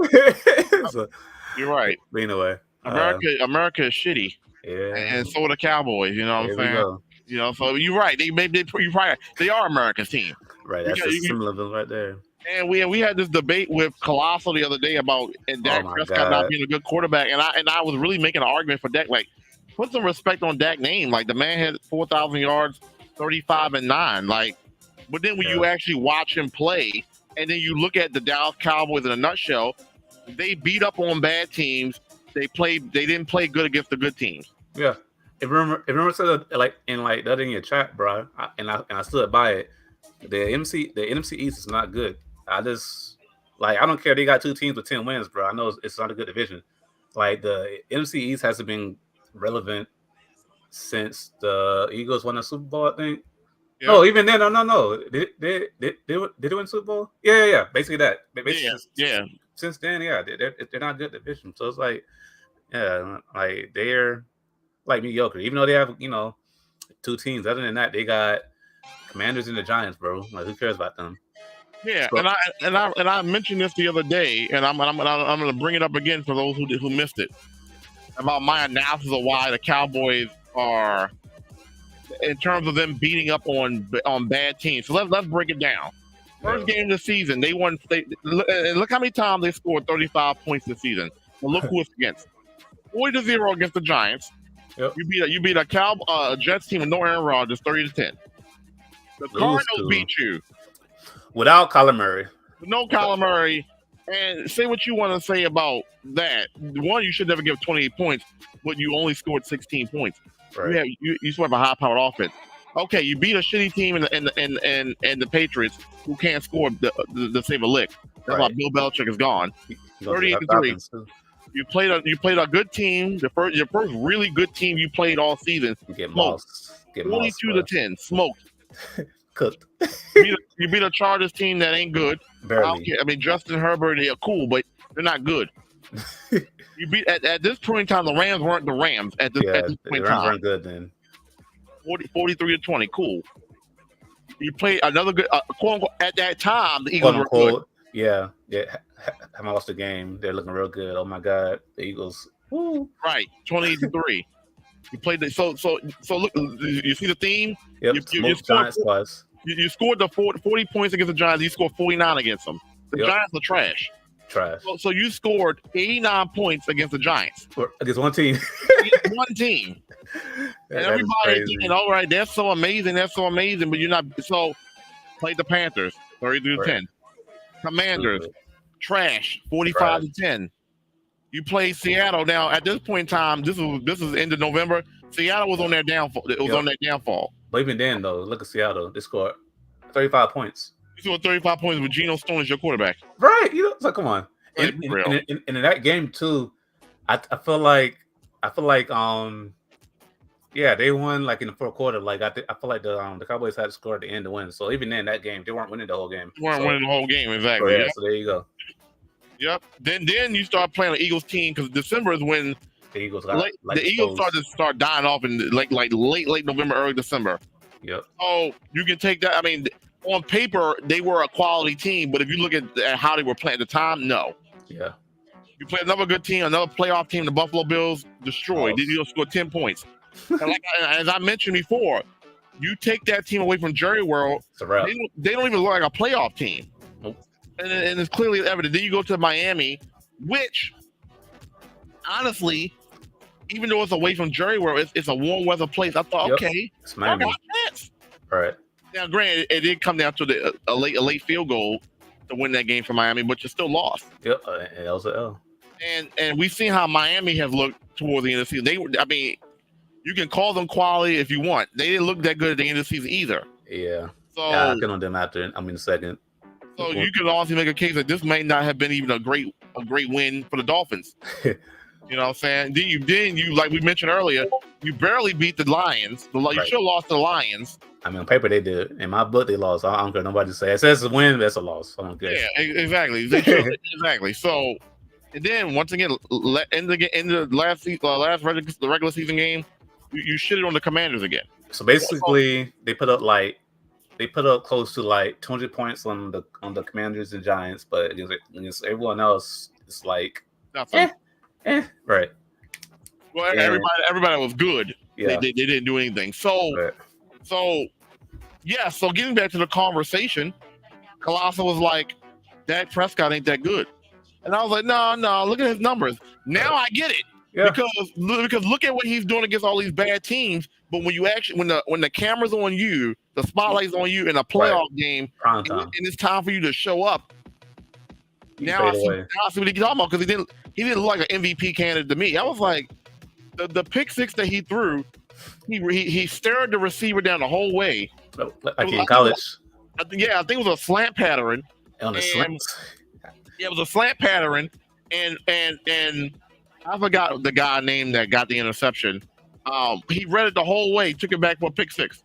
Dumb. Like that's rule 101 from a quarterback. Never stare down a receiver. Yeah, you learned that in high school, don't you, or like in elementary? Never stare down a receiver, and never stare down and throw to that receiver. I can say, if you're gonna stare it down, look somewhere else. Or if you're gonna stare it down, it better be Tyreek Hill, because you ain't gonna catch him, right? Exactly. Exactly. You better be staring at a receiver that's clearly open and nowhere near. Right. But like you staring at a guy that wasn't even open. Like what the fuck? So the Cowboys are overrated. So now my question for you is, let's get it back to this screen. What do you do if you're Jerry Jones? So you got Mike McCarthy, who hasn't won anything really since the Super Bowl with Aaron Rodgers. You got a quarterback that you just paid recently. You got Trey Lance as your backup. Bill Belichick is sitting out there. Jason the Great. If you're Jerry Jones, what do you do? Well, if I'm Jerry Jones, which means I'm senile, I will like trade my quarterback and release basically cut my coach. But as Jason, I would keep the whole team. Basically, I would say, look, keep everyone, build on what you got, because it's not a bad team. I just feel like it's Jerry. Really, ain't gonna lie to you. He's stupid. I feel like if Jerry Jones like gives a team to someone else, I feel like the Cowboys will probably be in the Super Bowl. I just believe that personally. So I just feel like Jerry is holding the Cowboys back. Yeah, since I've been alive, and in past that, back when he was young, he's been like holding that team back. I mean, they won a few Super Bowls, whatever. But after that, yeah, a lot of people give that credit more to Jimmy Johnson more than. See, and there you go. And then he let Jimmy go. Yeah, he got rid of him. Right. So there you go. So you got rid of a coach that won 3 Super Bowls in 4 years. Like make that make sense. So my thing is, I feel like if anything for the Cowboys,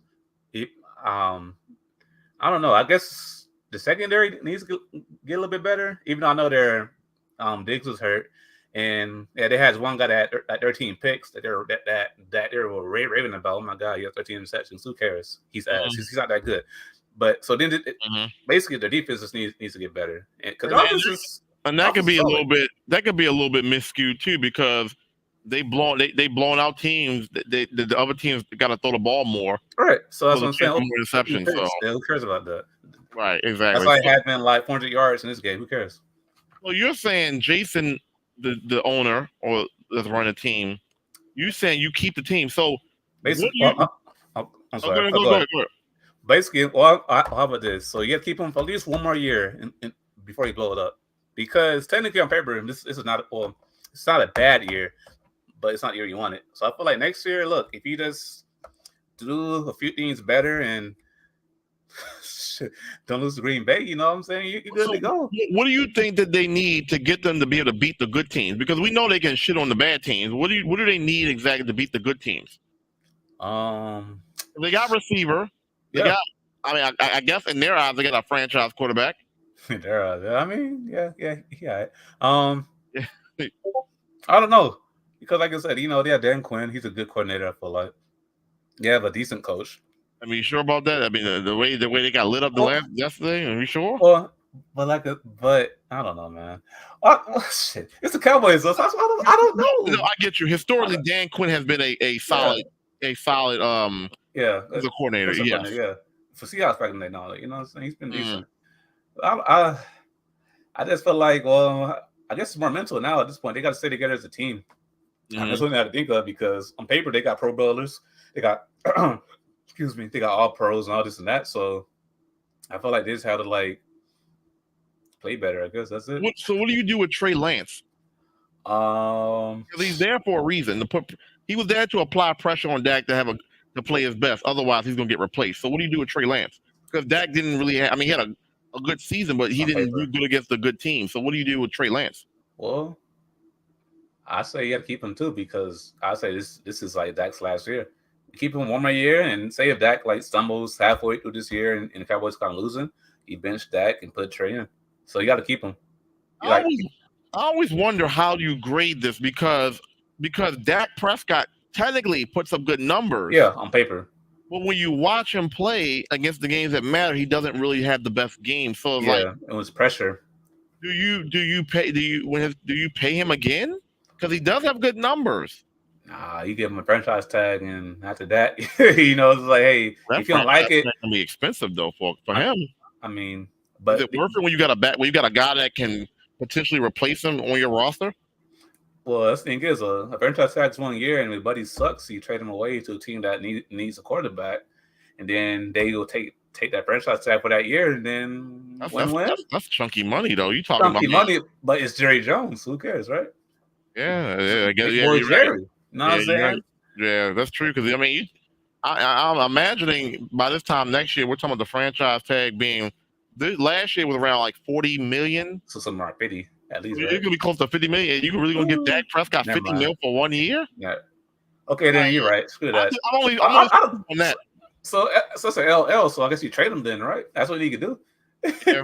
Yeah, but you only got 1 year left of the deal. So if you're gonna trade him, that would be this off season, right?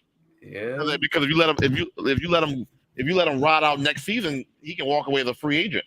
I mean, unless you franchise tag him and then trade him, put him on the non-exclusive. But think about it, though, this team that needs some quarterbacks, like, you know, maybe you get traded to Atlanta for some crazy shit like that. You know, you never know. You know, trade them and then the Cowboys get a younger quarterback again, or they ride with Trey Lance. You know, one of the two. That's my next question. Okay, you do that. Do you really know what you have in Trey Lance at this current moment? No, because when he played for San Francisco, he was bad, but he was hurt the following year. So it's kind of like Kyler, you know, like Kyler got hurt. He was bad for a little bit, but he was a starting quarterback, and there was more about Purdy in the background.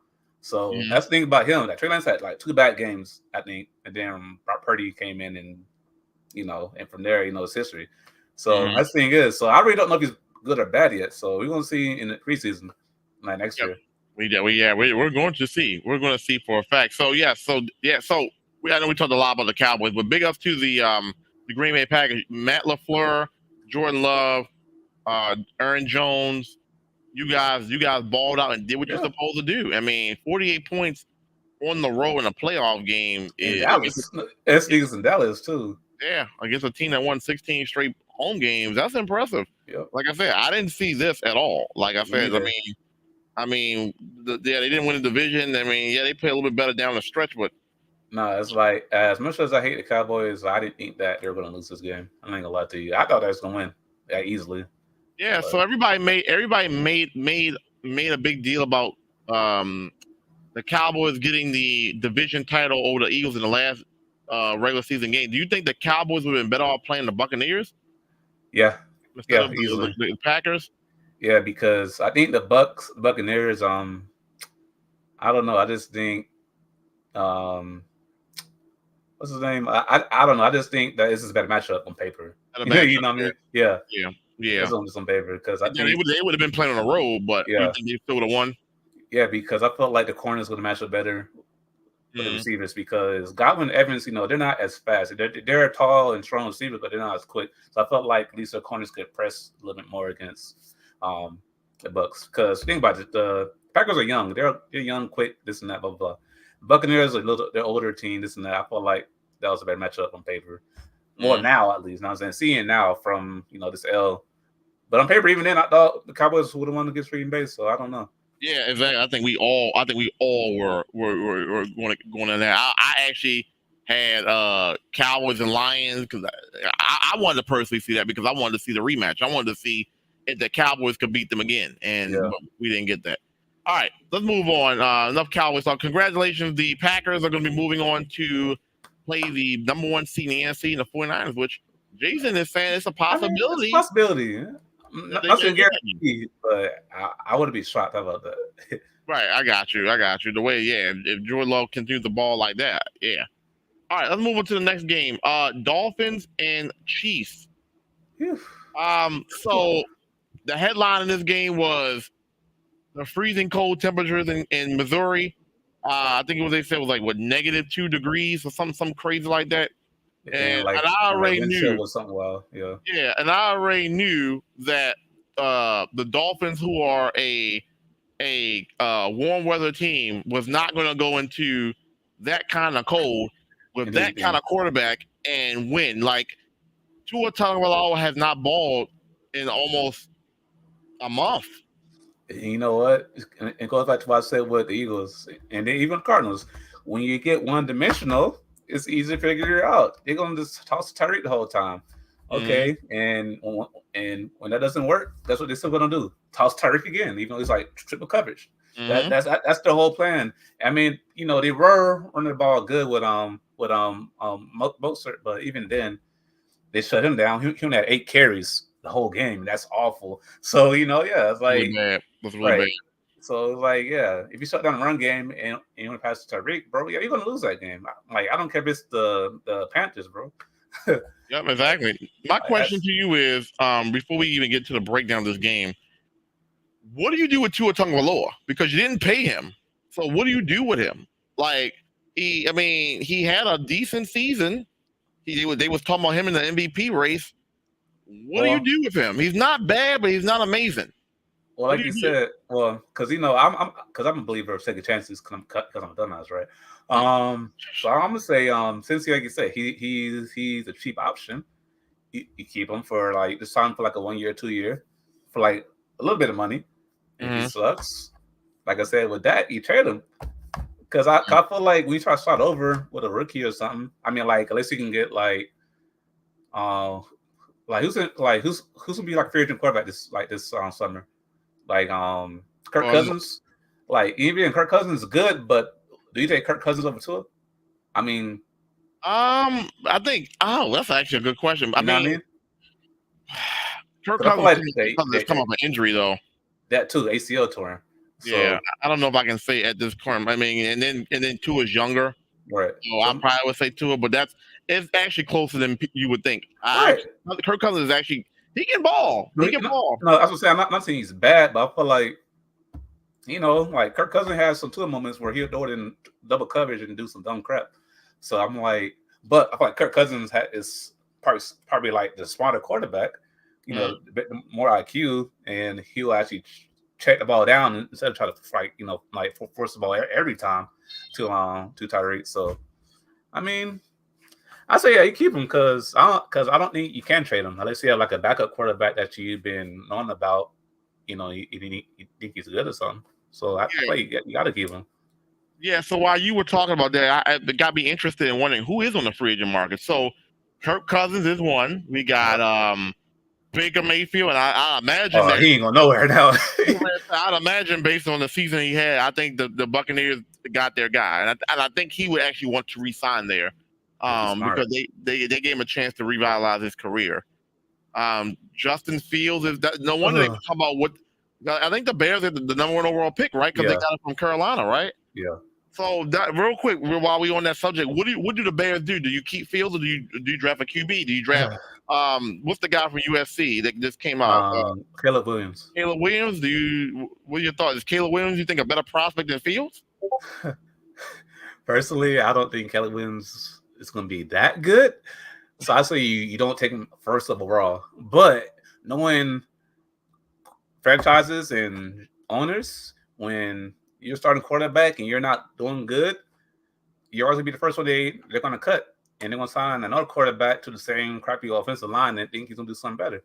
Because I feel like Justin Fields doesn't have, Side of that one receiver, I forgot his name. He has no weapons. He has no nothing. He has no line, no weapons, no running game. It's just him run for his life every time. So it's like, how can you get mad at him for not being good when there's nothing good around him? They have no offensive line whatsoever. So I'm like, so you saying you're gonna draft Caleb Williams, who is slower than Justin Fields, smaller than Justin Fields, in a rookie, and you think he's gonna be better than Justin? So I'm like, hey, look, draft if you want to. Justin go to Atlanta or maybe go to Miami and actually show him that he's actually a decent quarterback. I'm not saying he's good, but I know he's better than Caleb Williams right now, as of today, in my opinion. So they should keep him, but I know how these franchises do. So they're probably going to trade him or release him. He's only 24 years old. But they don't care. He's been for like 4 years. Kyler, but yeah, he ain't going nowhere either. He's signed, but even then, think about it. He's not a free agent, is he? No, but I think he's in. But he had trade talks before, Hold on, this article is showing projected free agents, right? Yeah. Trade targets. Okay. Yeah, okay. I want to say, like, no way, he just signed a deal. I'm about to say, what? But like the owner and the coach, they basically what's it called? Double down. So he going nowhere because he played good coming back from an ACL injury. Oh. Yeah. Hey, scroll down. Russell Wilson. So, yes. So I will have to take. Talk about this one. No, he's good though. I feel like he got screwed over personally. Because you think he's what? No, I think he's okay, decent. Okay, I'm sorry, not good. Decent. I'm sorry. Like, so how about this? Would you take Tua over Russell? I would take Russell over Tua any day. I'm sorry. Think about it. Super Bowl, this and that. Smarter, a whole lot smarter than Tua. Better leader. I don't know. I don't know. Would I take Russell Wilson or Tua right now? I mean, think about it. This was his bounce back season. Last year, he was horrible. Yeah, but he still didn't. Even with a coach that knows how to coach offense, they still didn't go to the playoffs. Yeah, but I feel like that's on Sean Payton too, because. Like, of course, they started bad. They started bad. I think they lost the first few games, and then they got hot when it was too late. So it's like at that point, I don't know. I don't think you can put all of the blame on him at that point because, he can't play defense too. Even though he might have been not good. If you put Russell Wilson on the Dolphins, you think that he'd do better than Tua Tagovailoa? Well, I think he'll be. Well, I think he'll be smarter. He'll make better decisions. I'm gonna be better. Because remember what Cam said, right? The game manager. I feel like he will manage the game better than Tua. Is he better? Yeah. But is he a smarter player? Yeah. I can agree with smarter. He's been in the league longer. He's wiser. Yeah. He's been to multiple Super Bowls. Yeah. Well, yeah, I can agree with that. But I think Tua younger. Yeah, younger. Low key, they're the same, but one's just smarter than the other. I feel like both same height. That's why it's hard for me to like gauge. Like, do you go with the younger player or do you go like? So, but we know I think, and I made a video about that. I think we do know for the most part that Russell Wilson is not going to be back next year with the Broncos. Right. He's gone. You sat him down for the last 2 games of the season when he was actually having a nice bounce back season. Right. And he said, "No, I'm going to sit you because I don't like you." Basically. I think I did in that video. I think if he's on the roster by March or April, they got to pay him. They got to pay him a ridiculous amount of money. And my question is he worth that money? No.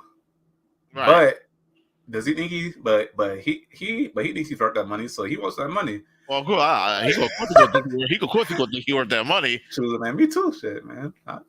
I worked it too. This website, this is CBS. They're projecting that he signs a 3-year, $90 million with the Steelers. What do you think about that? I mean, that's better than what they got right now. Yeah. Oh yeah. I mean, you got Mitchell, you got Mason, and that other kid. Yeah, of course. Shit, man. That's dead given. I'll take them too. But the Steelers historically don't spend money on big money on free agent quarterbacks, though. So do you think that'll be something they do? No. They just drafted Pickett.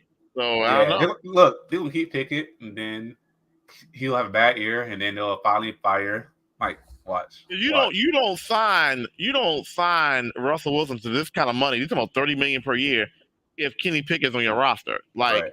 That's what I'm saying. What's the point of signing? Like, if Russell Wilson's not going to start, then you don't sign him to that kind of money. Look, So basically, if anything, they can do a sign and trade for Pickett and you put Pickett on the Broncos, and then they basically swap teams. That's that's Do you think that the it's Broncos not will gonna do happen. that? But I was gonna say, that's the what? only way I could think that would ever happen. Yeah, Because that's a downgrade. I mean, like, let's see, going to. that is a downgrade. I mean, like, You got Jerry Judy there. I mean, yeah, you they got got some good. something there. Yeah, they got some good talent in Denver. It's just they're not clicking. I think George Pickens is good though, and you have that. You didn't, so. Yeah. All right, so we talk about Caleb Williams, Drake May, these are quarterbacks. Okay, Yeah. yes. So we'll see what Yeah, that's another day. Like. Yeah, but we'll see what they do. But okay, so let's get back to the whole point at hand.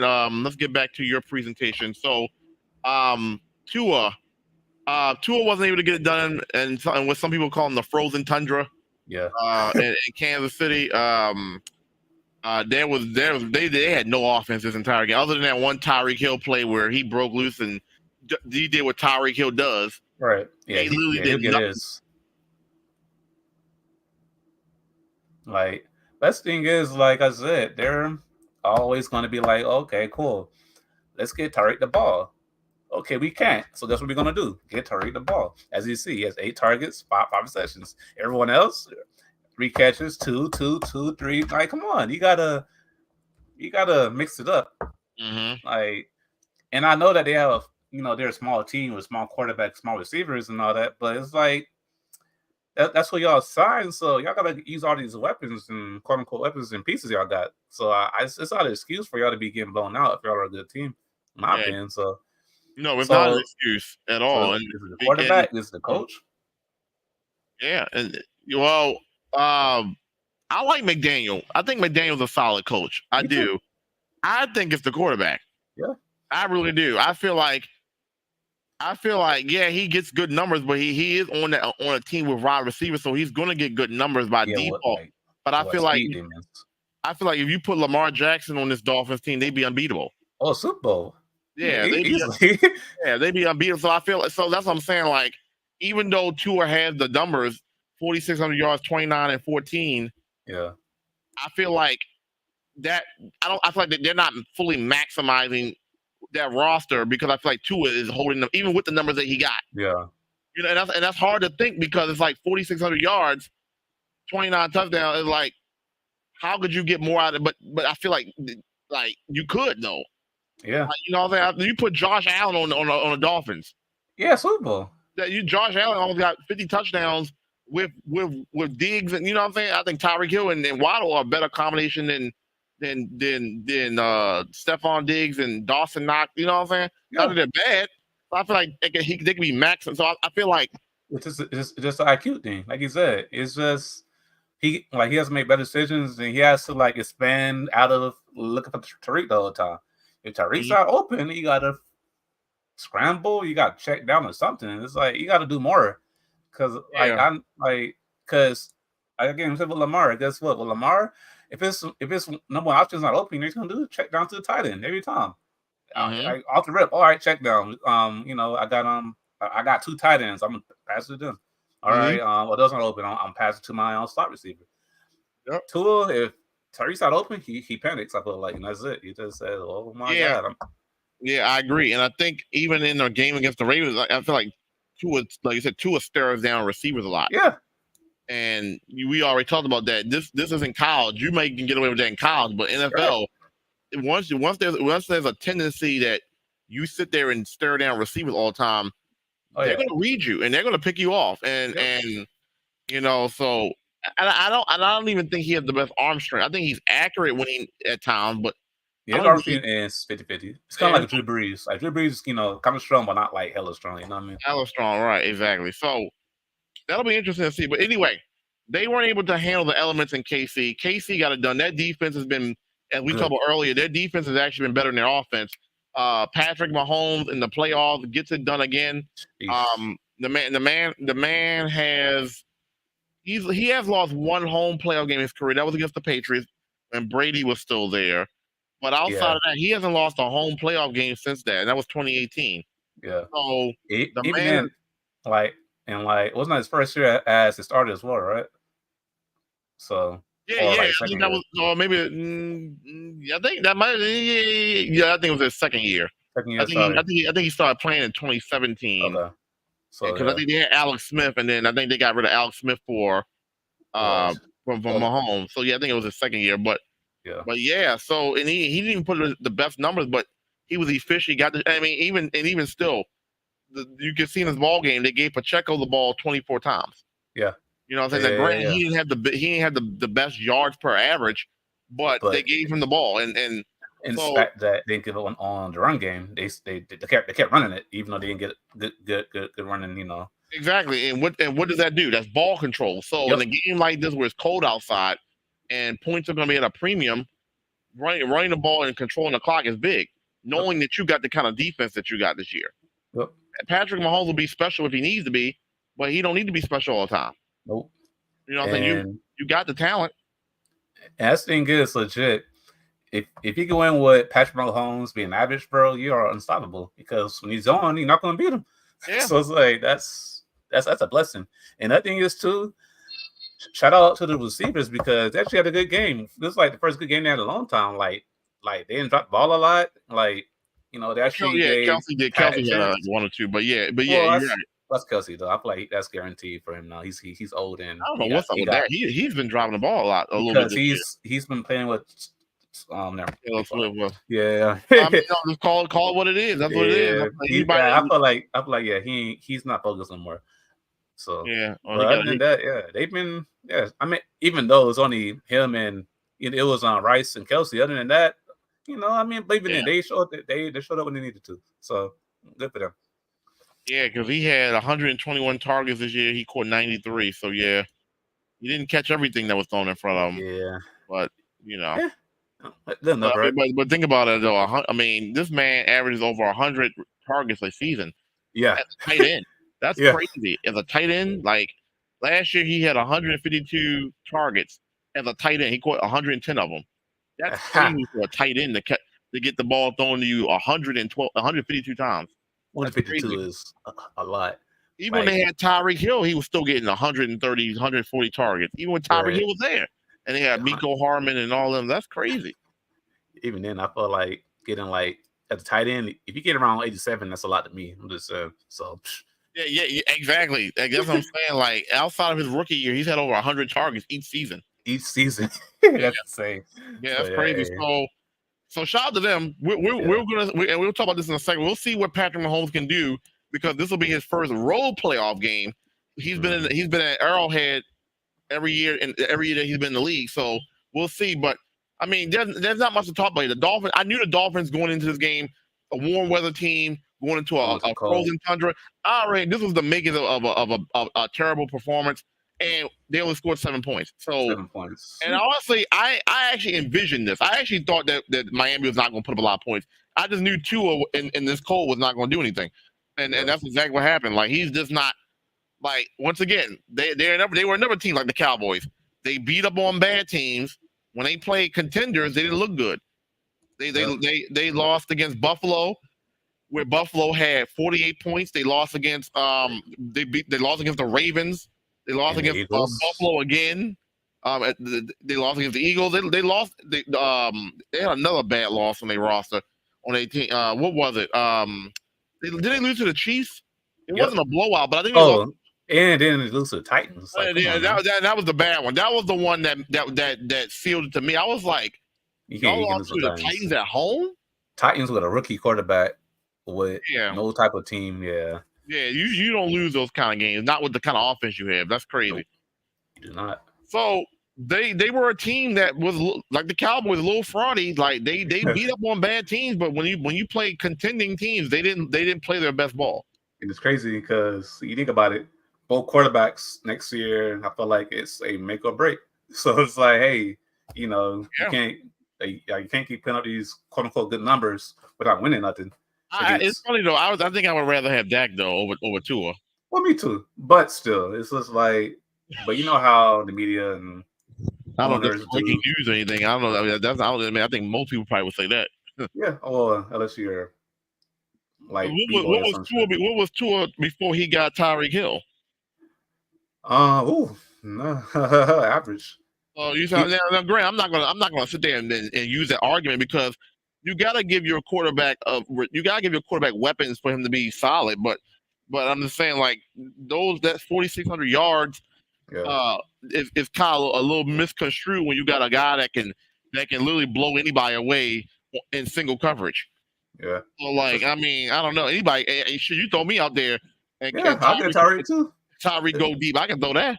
Now you gotta go deep, bitch, with a screen. Shit, get some blocks. That's a touchdown. Yeah, yak yards. Yeah, and those yak yards Right. are technically going to your passing yard. So yeah. All right, that's Tyreek all day. Screen, How many yak yards Tyreek Hill had? Probably he probably had a shit ton of yak yards this year. So.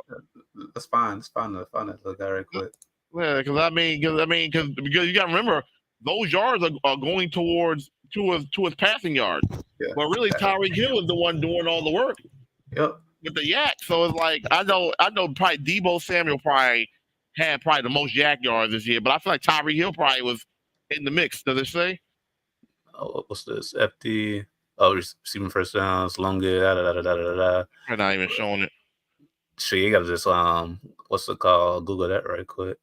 Yeah, let me take a look. Tyreek Hill yak yards. Let's take a look. Tyreek Hill, because I know he's up there. He probably has at least like 900 yak yards. It's like something crazy this year. Did you know that only 1 in 10 Americans consume adequate amounts of fruits and vegetables? AG1. It's ESPN being ESPN. Okay, I was like, what is that? Okay, Tyreek Hill had so he had 1,700 yards, and 662 of that was yak. Dang, so that's a lot. That he had the most yak yards this season in his career. The most yak yards he had before that was 534 with KC in 2018. So yeah, so you take I mean of course, the yards are gonna go to the quarterback, but you take those 662 yards off of Tua's numbers. Yeah, it's kind of just decent. Yeah, it's like because he also threw 14 interceptions. Yeah. You know what I'm saying? So, I don't know. Tyreek Hill's a difference maker. So yeah, I put Dak on there. I think the Dolphins are a better team with Dak. You know what I'm saying? They probably ain't going nowhere, but yeah, it's not the same in playoffs, yeah, it's the same result. But I think they would he could probably maximize. Well, yeah, a little bit more. Yeah, but it's that one problem with the staring down receivers. So, like you said, they like both stare down receivers like they're. I don't know, man. But that's such an elementary thing. I feel like that's one of the first things you learn as a quarterback is don't stare receivers down. All right. Like I feel like if that's a tendency, that's a bad habit that you need to get out of because you don't have the arm strength. You don't have the arm strength to fit a ball in there like that. Right. I'm saying so. Joe Flacco could stare down. I mean, he still do picks, but Joe Flacco could do that because he had an arm. The arm he had a bullet. So he could stare you down. He might be able to get away with fitting that ball in there, but if you ain't got the strongest arm and you staring down receivers and you think you're just gonna fit that bad boy in there, that's not gonna work like that. All right. So I feel like you have what's it called? Lamar can do that because he can sidearm. He has a strong arm. Yep. Stafford can same thing, sidearm, strong arm. Kyler can because he's just magical. He does dumb shit, and then you got some other quarterbacks. It's like, if you don't have the arm and I don't know, or I don't know. It's a special quarterback thing, and they're not special. You know what I'm saying? It's kind of they're not special, right? And like Sam Trusky said, and they do it consistently. Consistently, yeah. Exactly. Especially Stafford, bro. Sidearms, we starting down like sidearm. So I'm like, yo, that's crazy. And I'm not even gonna lie, I'm not even biggest fan of Stafford because because he's on the Rams, but he's nasty. Yeah, he's it's like same with Lamar. I was like, yo, this is sick, bro. But then you got Tua, he's gonna stare down, and that's a lollipop because it's like a little lob. It's a cute pass. Yeah, exactly. That's and you can't do that staring down receivers. No, exactly, Stefanowski. All right, let's move on. So they're gonna be playing. They're gonna be traveling to Buffalo next week to play the Buffalo Bills, and we will see how that turns out. All right, this game I want to talk about because this game was the one that I predicted the Texans to win this game, but how it happened is crazy. CJ Stroud is an absolute baller. He's an absolute stud. Even Like, more. let's be real here. Like, 1 second. Stephen A. Smith said last week, I made a video on about there's only 2 quarterbacks that he would take over CJ Stroud. That's Patrick and Lamar. Yeah. And I initially was like, you crazy. Josh Allen, Joe Burrow, you're not going to give those guys respect. But the more and more you watch CJ Stroud play, the more and more I look at Stephen A. like, okay, you may be on to something here. I mean, he's just smart, man. He doesn't do the dumb Accurate. mistakes. Yeah, that too. Strong arm, composed. Like, and he's a rookie. That's the thing is, like, you don't see like rookies like this like a lot. Stuff like, we got like Andrew Luck and like who else? And Andrew Luck, I feel like that's it. Yeah, and he's used to playing big games. He played in Ohio State. Yeah, and then he lost a lot of big games, so he's like used to losing already. He doesn't get mad about losing. He loses, all right, cool. Next game, you know what I'm saying? Like a loss doesn't hold him back from doing great next game. Yeah, and I'll be real with you, and I'm not gonna lie to you. I actually during the whole Lamar Jackson exclusive franchise tag thing that they had going on, I was like, if Lamar Jackson does not come back to the Baltimore Ravens, I actually want to CJ Stroud. I'm not gonna lie to you. I want to CJ Stroud over Bryce Young. I want to CJ Stroud over Anthony Richardson. Yeah. Because one, I like what I saw. I don't even watch a lot of college football, but one thing I do watch is Big Ten football because Maryland is in the Big Ten. Right. And when he played against Maryland, he tore our ass up. And so I knew right then and there. I said, "Oh, this guy's a stud." Right. And that's not saying because Maryland's not. Maryland went to a bowl game this year and they had one of their better seasons in a while, but Maryland is not traditionally a good, so it's like, but I know talent when I see it, and he was balling. So I was like, I thought he was better than Bryce Young coming out anyway. You know what I'm saying? And I thought Anthony Richardson was just a project. I thought Richardson was a big project. Yeah, Richardson. Yeah, he's good, but he's still one-dimensional. He's just gonna be run. I don't think he has the accuracy. That's basically that's what I'm saying. So basically, for him, it's going to be, does he want to put the work in to get better at accuracy? I hope so. But CJ, he can run. He can run when he needs to. He's accurate, power, and then he's a leader.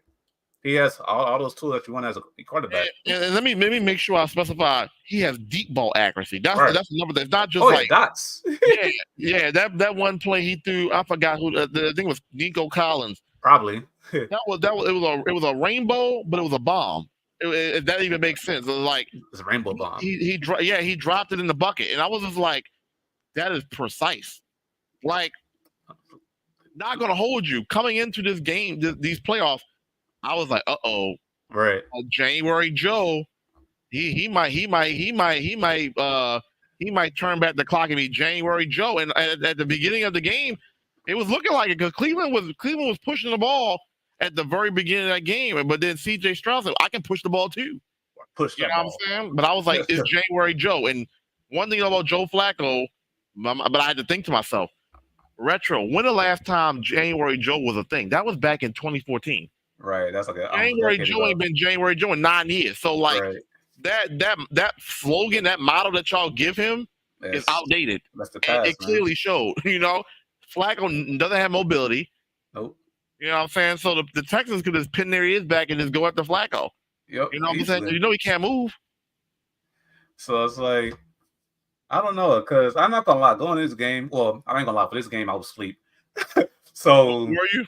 Yeah, so I was shocked when I saw it on the score because I thought, it's gonna be a good game, and I had Texas winning, but I didn't think it's gonna win like 45-14. I ain't gonna lie. Yeah, same. I did too. I thought the Texans were gonna win too, but I didn't think it was gonna be like that. And honestly, the Browns were looking like something at the beginning, and then it just was over at that point. It was like the CJ Stroud show just said, "Let me show you what I can do."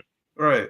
So it's like, I don't know, man. Like, but I am happy for CJ Stroud because even though I'm a Bama fan and Bryce is my dog, I just I like this on CJ too because his attitude, man. He's had a good attitude, like coming in the draft and everything, he never, I don't know. It was something about him, like his demeanor, everything. He just came in and he knew his job. He's all right, cool. I'm on a bad team, quote unquote, but let's go to work. And they went to work. And I look at them.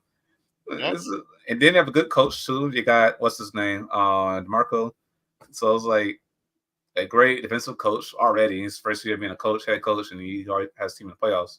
So I'm like, this team, young team, next year, bro. I don't know. Next year might be I'll say a year, but next year I feel like they might have a home game next year.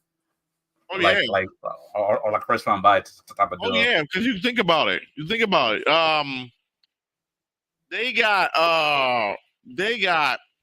the Jaguars who the quote unquote the Prince. I don't know. Everybody's like overrating Trevor Lawrence. I think he had a good stretch, but I'm not fully sold on Trevor Lawrence being the Prince yet. Like, if you're gonna give a guy a nickname, I need to see a little bit more from you. How about this? Trevor Lawrence is the Dollar Tree version of your boy on the Bills. Think about it. Like he does like the same mistakes, but it's worse. You know what I'm saying? Hold up. Did you say the Dollar Tree version? That Dollar Tree version. Like I feel like he's because look, think about it. I forgot his name on the Bills. What's his name again? Josh Allen? Yeah, Josh Allen. Like they kind of do the same thing. They kind of overhype both of them, but Josh Allen is actually good. You know what I mean? But they give the same hype to both of them, but they just like come on. Because they both run, they're both big, or they both got an arm. Oh, they're both gunslingers. Yeah, whatever. Yeah. Get out of here. Yeah. I think he's a solid core. I don't know if he's as good as people are giving it out to be. So then you got that. You got the Colts. You know, I mean, like, they almost made the playoffs. Initials decent, but no. But for long term, no. And then who else you got? And then you got the Titans. The Titans. So and Titans are done forever. I think. Vrabel's gone. Derek Henry's gone. He gone, and he got a quarterback that's I don't know who he is. DeAndre Hopkins probably not going to be there next year. I don't know. I can't remember what DeAndre had. Did he sign a 1 year deal or multi-year deal? 1 year because nobody wanted him. Imagine that. Yeah. And it's crazy, and he still had 1,000 yards on the bad team, but whatever. Did he really? Yeah, I think he was balling this year like that? Okay. Well, let me check that. He had no choice. I think he's the only option. He's the only option. So it's like, it's one of those things. But shoot, man, I mean, he did have 1,000 yards. Wow. All right. I saw that because I heard it on Infrared Red Zone. I was like, oh crap. Wow. Right. What?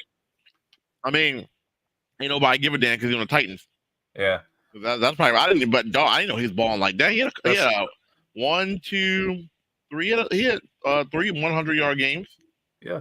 So I'm saying next year, but I feel like it's good for him because next year he'll go to a contender because he basically showed that he still can produce. So, so it's good for him that he was on a bad team this year, but still showed out. Because I never thought he couldn't ball. I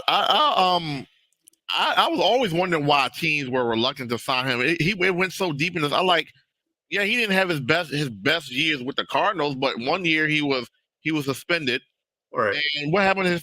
I'm sorry. He did have 1 good year. The first year he was there, he balled out, and then the other years he didn't. Well, because of the schemes and the coach. But I never thought DeAndre Hopkins was washed up. I don't know why nobody signed. I wanted the Ravens to get him, but I guess the price tag was too. That thing is too. Like he wanted a lot of money, so basically he had no choice to sign with the team on his 1 year. But next year though, he can like another 1 year, 2 year, and be like Odell. You know what I'm saying? Yeah, I think that's the reason why the Ravens didn't do it because they gave Odell a ridiculous amount of money for 1 year. They couldn't give DeAndre the same thing. That would have been too much on the cap. They didn't even have that kind of money. And that was crazy because now y'all look good on receivers, so y'all don't need nobody. Yeah. I mean, from a number standpoint, DeAndre had a better year than Odell. Yeah. So, but like you said, though, Odell plays on a team where he doesn't need the ball to win. Like the Titans. That's the only option. You know what I mean? So, exactly. Odell made catches when he needed to make catches. Yeah. He need to be flashy with it, but he freed up a lot of the receivers on the team. Yep. Yeah, because Odell will always grab that attention every time. He still needs to be respected. Exactly. Yeah, he's fast. So it don't matter. The speed kills, and you get that speed. You can catch and do crazy shit. Yeah. Yep, you'll get doubled. So exactly. Impressive thing about this game. the Browns had a top 5 defense coming into this game. Whew, yeah, had. You couldn't tell the way CJ Stroud picked them apart, right? So, Right. Is it overrated? I think the Browns defense was solid. I think CJ Stroud is just that good. They had 0 sacks, so shout out to that. Myles Garrett didn't even have a sack. 0 sacks the whole. So shout out to that offensive line too, because Jesus Christ, man. They still got Laramie Tunsil, don't they? I think they still got Tunsil. I can't remember. I think he's still on the roster. Was he in that game? I think he was. I think so. But yeah, the fact that Myles Garrett didn't get any sacks should tell you. And then they had one QB hit the whole game. That's crazy. So CJ Stroud didn't even touch the ground barely. Bro, that is masterclass right there. As for like a offensive line, that's what you want, right? Where your quarterback's ready to get in touch. You can't have your franchise quarterback hitting the dirt. That's why I get mad at the Bears with Justin Fields. Like Justin Fields is talented, but he's always running for his life. Right. So, but that's what I'm saying. Like Bears fans, well, I don't even call Bears fans. Folks that like the Bears will never see that because they're gonna be biased. He's not winning. Well, look, Tom Brady could win on that team, bro. It don't matter. It's like that team is bad. That's a bad team. Like Tom Brady's prime cannot win on that team because it's like a bad organization. Right, it is what it is. So it's like you can't blame the quarterback for y'all being stupid and making bad choices. So it's whatever though. I thought it was common sense, and maybe the Bengals need to take note of this too. But when you get a franchise quarterback, you have to protect the franchise quarterback. You got to draft lineman. Joe Burrow is only as good as he's going to be if he keeps getting injured at this rate. Right, you're never going to see the greatness of Joe Burrow. Yeah, because he's on a short career because he's already been hurt twice in his young career. So it's like, yeah, you gotta draft some linemen. And look at Andrew Luck. Look at Cam Newton. Yeah, Cam Newton. Yeah, they all got hurt and say, "I'm done with this. I'm hurt." What's the common theme with all those guys? They never had an offensive line. Yep, and they're all good quarterbacks. They're all good quarterbacks. Yeah, so it's like I think the offensive line is almost as good as receiver because I feel like if you can get a good offensive line and just get decent receivers, yeah, I don't care what cornerback you are. If he has 8-9 seconds to throw, ain't no cornerback can cover that long. He's going to find somebody open. But if it's always pressure in his face, he can't do nothing, and it's a risk for injury. Look, that's Tom Brady and Drew Brees, bro. They always had a good offensive line their whole career for like. And some years they didn't have top receivers. Some years, keyword, you know what I'm saying? So it's like, have a good offensive line, keep your quarterback up. You will win games eventually. You know exactly. Yep. So Stroud is good, and the Browns. Well, I don't know what the Browns go. I mean, we know Joe Flacco's not coming back. Yeah, because he said he's gonna retire. So. Oh, he said that. I think. Oh, I didn't hear about that. But if he said that, maybe somebody maybe someone on ESPN said, "Oh, he's done." So I don't know because you know how ESPN is. Yeah, I mean, he's done with the Browns. I mean, you got Deshaun Watson with that crazy contract. You have to play Deshaun Watson. Hey, look, if I'm Joe Flacco, bro, I'm going to Atlanta personally. I ain't gonna lie to you. If it wasn't going to Atlanta, bro, go to Atlanta. They have good receivers. They never have a good offensive line. They just don't have no good quarterback. You go to Atlanta, but the question is, would Atlanta want him though? Would you want to? Don't you want to get younger? But this thing is though, I feel like because this thing is, I feel like when you get an older quarterback, and then you draft like a younger quarterback in the second or third round, and you try to develop him. If he ain't shit, then you hope that 1 year he goes to playoffs and goes Super Bowl, and hope you win in that 1 year. I mean, that's a quarterback. Desmond Ridder, he's awful. Oh yeah, in that case, yeah, you probably go that route because Desmond Ridder is not that good. Yeah, let's see. I forgot. I was like, who is the quarterback? Yeah, because you got Pitts, you got the other guy. What's his name? You got Bijan Robinson. You got Drake London. He's pretty good. That's what I'm saying. Yeah, he had 100 yards and only 2 touchdowns. So it's like, yeah, come on. That's the Falcons in a nutshell. All right, like look, 12 for 12, like top 20. Come on. Damn, look, that's his numbers. All right, and fun fact, Colin played less games and had 10 touchdowns, and he played not even a half season and almost matched his stats for the year. This QBR is terrible.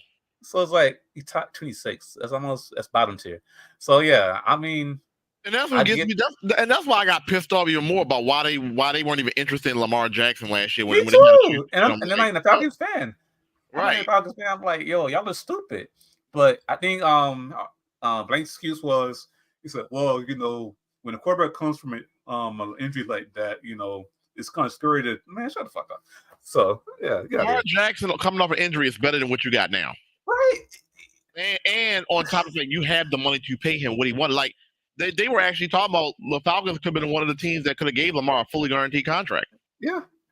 So like, what do you mean? Like, you mean like you got Desmond Ritter as your other option? Seriously, come on now. Yeah, he might be a good backup Ritter, but I'm no starter. Nowhere. I mean, no, he's not a backup. That's debatable as a backup. Because look, I ain't gonna lie, Tyler Heineke, I take him over Ritter. I ain't gonna lie to you. Well, he had a good moment. He had some good moments with the Commanders. That's what I'm saying. So like. At one point in time, Commanders fan was like, he might be the next franchise quarterback. Right. So remember when he beat Aaron Rodgers in that no, I'm sorry, he didn't. Not Aaron Rodgers. Tom Brady. He almost beat Tom Brady in that one playoff game. It was back in the year they won a Super Bowl. The Commanders were their first team, and I think the Commanders gave him the biggest challenge out of that whole run. So Tyler Heineke was balling. See, so it's like, yeah, like Heineke actually had a good season. Yeah. That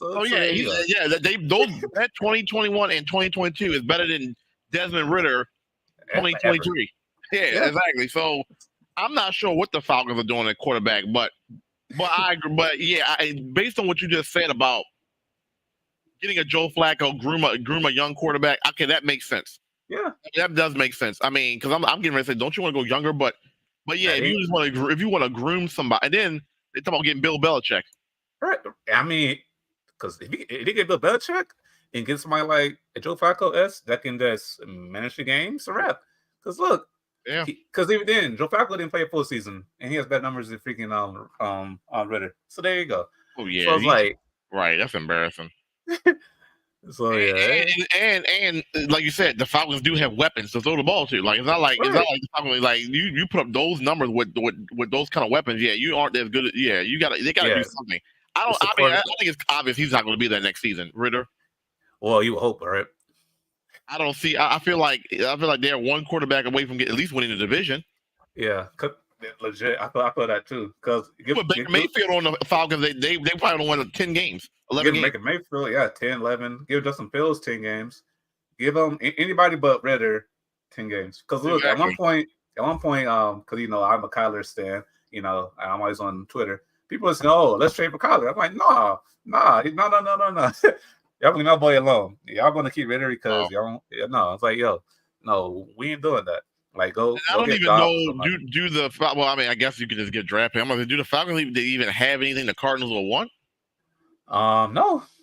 Because draft pick, but I mean, that thing is because it's like don't need they give us as a wide receiver, but at the quarterback cost, then we have no quarterback ever back to like don't win. Yeah, you're not getting rid of. Yeah, I'm not getting rid of Drake London or the other guy or Pitts. All right. I mean, I get it, but then what is Kyle? Even trade? You're taking a weapon away from Kyler Murray. Right. So it doesn't make sense. Like it's basically I think the Falcons are going to draft another quarterback. I think they might get the guy from LSU, but like I said, that's for another podcast too. No, you're right, and I think honestly, like we talked about earlier, the Cardinals' defense for what it was actually solid. Yeah. So you get Kyler Murray back for a full season. I think the Cardinals are back in the mix. I'm not saying we are but they're in the mix. I'll say we are a wild card team next year. I'm not saying they won't win the division, but wild card for sure. No, they're not winning the division. They're not with the Rams and no. But they are in the mix for a wild card. Yes, a 7 seed. I can see that because like thing is, it's podcast I watch. Like I said, it's my team. It's podcast for the Cardinals. They made a good point. They say, look, the Cardinals have a bunch of nobodies on defense, but yet, like you said, but those nobodies made our defense decent. So it's like you sign some good, off season free agents, draft good. They see, you get top 5 defense or some shit. Playoffs, baby. Come on. At 10 wins. Easily. No, I'm talking. Well, that's the thing. I'm not gonna lie. Like, 10 wins is not. You never know because 10 wins in our division does not guarantee, like you said, the division. So we win 10 wins to be a wild card. Well, yeah, in the NFC West, yeah, that's So that's not going to be the case. I was they was in the NFC South, and yeah, they probably would be oh the division. yeah. But the Packers got in with 9 wins as a wild card. So Right. yeah, And so look at yeah, them. the Cardinals could definitely get 9 wins next season with Kyler Murray. I mean, they might lose to the 49ers or whatever, but they could beat everybody else. They could beat the Seahawks. They could beat. Oh I yeah, don't know what y'all schedule look like next year, but I mean, we play some not so good teams. My opinion. Well, how about this? We play some playoff teams that lost this year, so I'm confident. Okay. Yeah, I'm confident. That's me though. You already know how. You already know who I am. I am delusional, so it don't matter. I mean, you just support your team. I get it, but let's take a look. Let me just take a look at this. Okay, so let's get this up. I don't know how the Cardinals keep coming up in this conversation somehow. We said we're talking about playoff teams. Somehow the Cardinals somehow still pop up. But since we on it, all right. So how about this though? I'll give you this fun fact about Cardinals. We were the 4th best team in the league with rushing the ball. The 4th best. With James Conner. James Conner, the runner, really? Yes, 4. So like, come on, bro. Wow. So I'm just saying. Y'all play the Rams, 49ers, well, obviously division, but y'all play the Bears, Lions, Patriots. The Patriots ain't gonna be nothing. Jets, Packers, Rams, Dolphins. Y'all play the NFC North, Minnesota. No, y'all play the NFC North. That was just a one-off game. San Francisco. Okay, so yeah, I mean, yeah, Panthers will win. Chargers probably gonna be a win. Commanders, Seattle, Minnesota. That's gonna be a tough game depending on who's because if Kirk Cousins is back. Yeah, Miami. I mean, Kyler. That's in Miami. That's a warm weather game. That Kyler Murray could ball out. Yeah. Green Bay at Lambeau. That might be tough. It depends on the time of year. Yeah, exactly. That we don't know that yet. Patriots line, Bears. Yeah, so y'all could. I can see 9. I can see 9 wins, 10 wins right there. But it's all gonna depend on this draft though. I ain't gonna lie to you. In like all season. And like y'all gotta get better with the draft because that trade y'all made with us for Hollywood Brown, that was a steal for us. Yeah, you're welcome. We ended up getting what did we end up getting that year? Who was that? What was that 2022? Yeah, I think so. No, yeah. 21 even. Yeah, no, he was on our team in 20. That was 2022.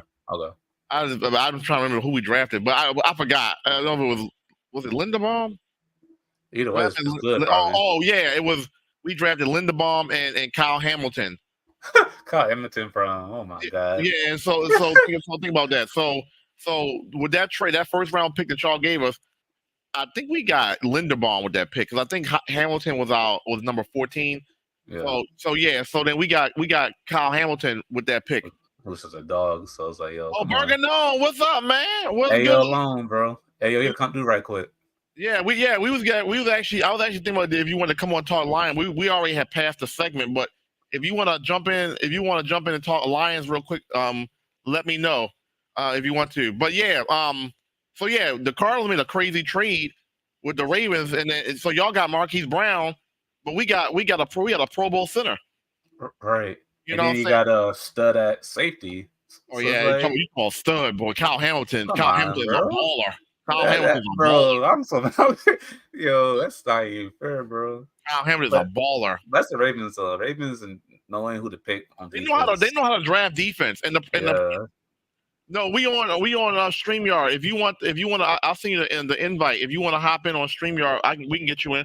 I know you use StreamYard anyway, so let me know if you want to invite. Yeah, get in here right quick. Yeah, we talk live, wrapping up the before we get Noma here, wrapping up the check your real quick, talk about recap this Browns game. I'm gonna send Noma invite on for this. Okay, you said recap the game on Instagram. So you said recap the game that I slept on. Okay. I totally forgot about that. Yeah, you're right. Yeah. Okay. All right. I guess I'll recap it. In a nutshell, the Browns got their ass whooped. Joe Flacco's not going to be there anymore, and I totally forgot you said you lost the game. As far as next year, what do you think the Browns need to get over the hump? Deshaun Watson's coming back. Do you think Deshaun Watson would have made a difference in this game over Joe Flacco? Not this year. No. Okay. Not against this team. No, it's this team though. I think either way they lose. But the thing is, next year though, it's gonna be is Watson worth the money? If he pays great. Yeah, they're back in the playoffs because that defense is solid. Well, not this game. They have some weapons. They have Njoku. He's a great tight end. Mari Cooper still, he's good. David Bell. So he got players there. So it's just can he keep on everything, to next year, and is homeboy is gonna be good next year? Because if not, I say you trade him for some draft picks and just rebuilding. I was getting ready to say, like, what do you do if Deshaun Watson next year either has a bad year or B has an injury prone year, and you gave him all that money? What do you do at that point? Because the first year he didn't play all year. Yeah. The last year when he came back in a little bit of time, he didn't play that good. Nope. Even this year he got hurt again. Yeah. And he was playing okay. He wasn't playing like, you know what I'm saying? Crazy. Yeah, he wasn't crazy. He was playing decent. So what if he goes out next year and has either an injury prone year or he has a bad year? What do you do with him at that point? Because you gave him all that guaranteed money. Well, you got to suck it up because, what can you do? You can't trade him because, nobody's going that contract, bro. It's like almost like $200 million or some crazy something like that. It's like it's $230 million guaranteed. Right. So wow. So it's like basically, like you're gonna lose money or you're gonna lose value. So you basically you trade them for like a 5th round draft pick just so you can get off your team and hopefully try to rebuild. Oh yeah, because of off of the money, right? Yeah, and I'm saying the team is gonna inherit that contract. You're not going to give up no first or second round. Well, first of all, he's not worth a first round pick anyway. Right. So it's like, yeah. So it's one of those things. Like, yeah. But like I say, I ain't gonna lie. Like, I don't even like him because you know why. But we won't get into that. But I always love him. I already know where you about to go with that. Please don't. Yeah. We're not gonna go there because it's like it's 2 a.m. So, but yeah, hopefully he does well though because I sent the invite to you on Instagram, Gnome. Would you want Deshaun Watson over Kyler Murray? Well, you're talking contract wise, I'll take Kyler Murray. Well, just as a talent. As a talent? Like, is he more talented than Kyler Murray? Well, look, when Deshaun's healthy, he's probably top 10 quarterback. Right. So, and when Kyler, he's not top 10. He's close. Look, I'm being honest. Cool. I appreciate that. You know what I'm saying? So it's like, but I'll take the healthier quarterback, quote unquote, that towards ACL. Well, shit. Kyler Murray. He did come back, but yeah, that's what I'm saying. And he came back balling. He came back looking better than Deshaun Watson did. I'll tell you that. Yeah. With less weapons. Think about that too. With like no good receivers, no named receivers. Like basically, you won't know names of these receivers unless you're a fan of the Cardinals. You know what I mean? Yeah, that's true. So I'm like, so. How about, currently I take Kyler over him. If it was like 3 years ago, Deshaun Watson on Texans all day. Yeah. Because he's a dog. Fair enough. While we wait for Burger Gnome to come in, thank you, Burger Gnome. I think you got the invite. But yeah, so Browns got eliminated. Good job for the Texans. They cleared out. They did what they had to do. They got a tough test against Baltimore. We'll talk about that in a second, but that's gonna be a good game. I'm waiting for Gnome to join. Hey, I caught this too. So they had Joe Flacco with the ball for 46 times. Like, yo, what are we doing? Well, I mean, yeah, you can think about it. They was getting blown out though. I mean, the running game, Kareem Hunt ain't no factor at that point. Yeah, that's a little bit surprising though, because the game, like I said, the game was close in the first quarter. Yeah. So yeah, that's a little. But let me look at that again. So yeah, I got up my screen. Yeah. Okay. I don't have it up. That's why I'm tripping. Yeah. So 46 times is crazy. If you look at the box score, it was still a close game at one point. Yeah, it was. So to be rushing the ball in 8, with Kareem, that is a little crazy. I mean, granted, they weren't really having success anyway. Yeah, because they have a great defense, but still. You can't give up on it completely, though. Yeah, you can't. But that's kind of crazy to. That's their bread and butter. Even with the Ravens, Flacco was never a guy that throws the ball 40, 50 times. That's what I'm saying. Yeah, because y'all y'all had a run game back then too. Run game and a defense. So Yeah, Ray Flacco Rice just and whoever. he just- Yeah, So Flacco did what he had to do. With Bolden and Mason back then, they got it. So it's like, come on, like yeah. He's never been that kind of quarterback. So yeah, that tells you why they lost that bad because they were never. He was never that kind of guy. He can fling it, but he's not a guy that can drop back 50 times and fling it. 50 times for like a 40-year-old. Yeah, no. You know he's gonna throw an interception. I mean, just being realistic, he's gonna throw an interception. I'm not gonna lie. I think if you throw the ball 40 times, you're gonna throw one pick. Like I don't care who you are. Exactly. All right, we do have Burger Gnome in the house. Let's get Burger Gnome in here. Let's get back to our Lions. We're gonna get Burger Gnome the recap Lions. I know we talked about it already, but this is an actual Lions fan. So Burger Gnome, Lions fan. Yeah, the real Lions fan. We're just wannabes, so we'll let the real Lions fan actually. We're just frauds here.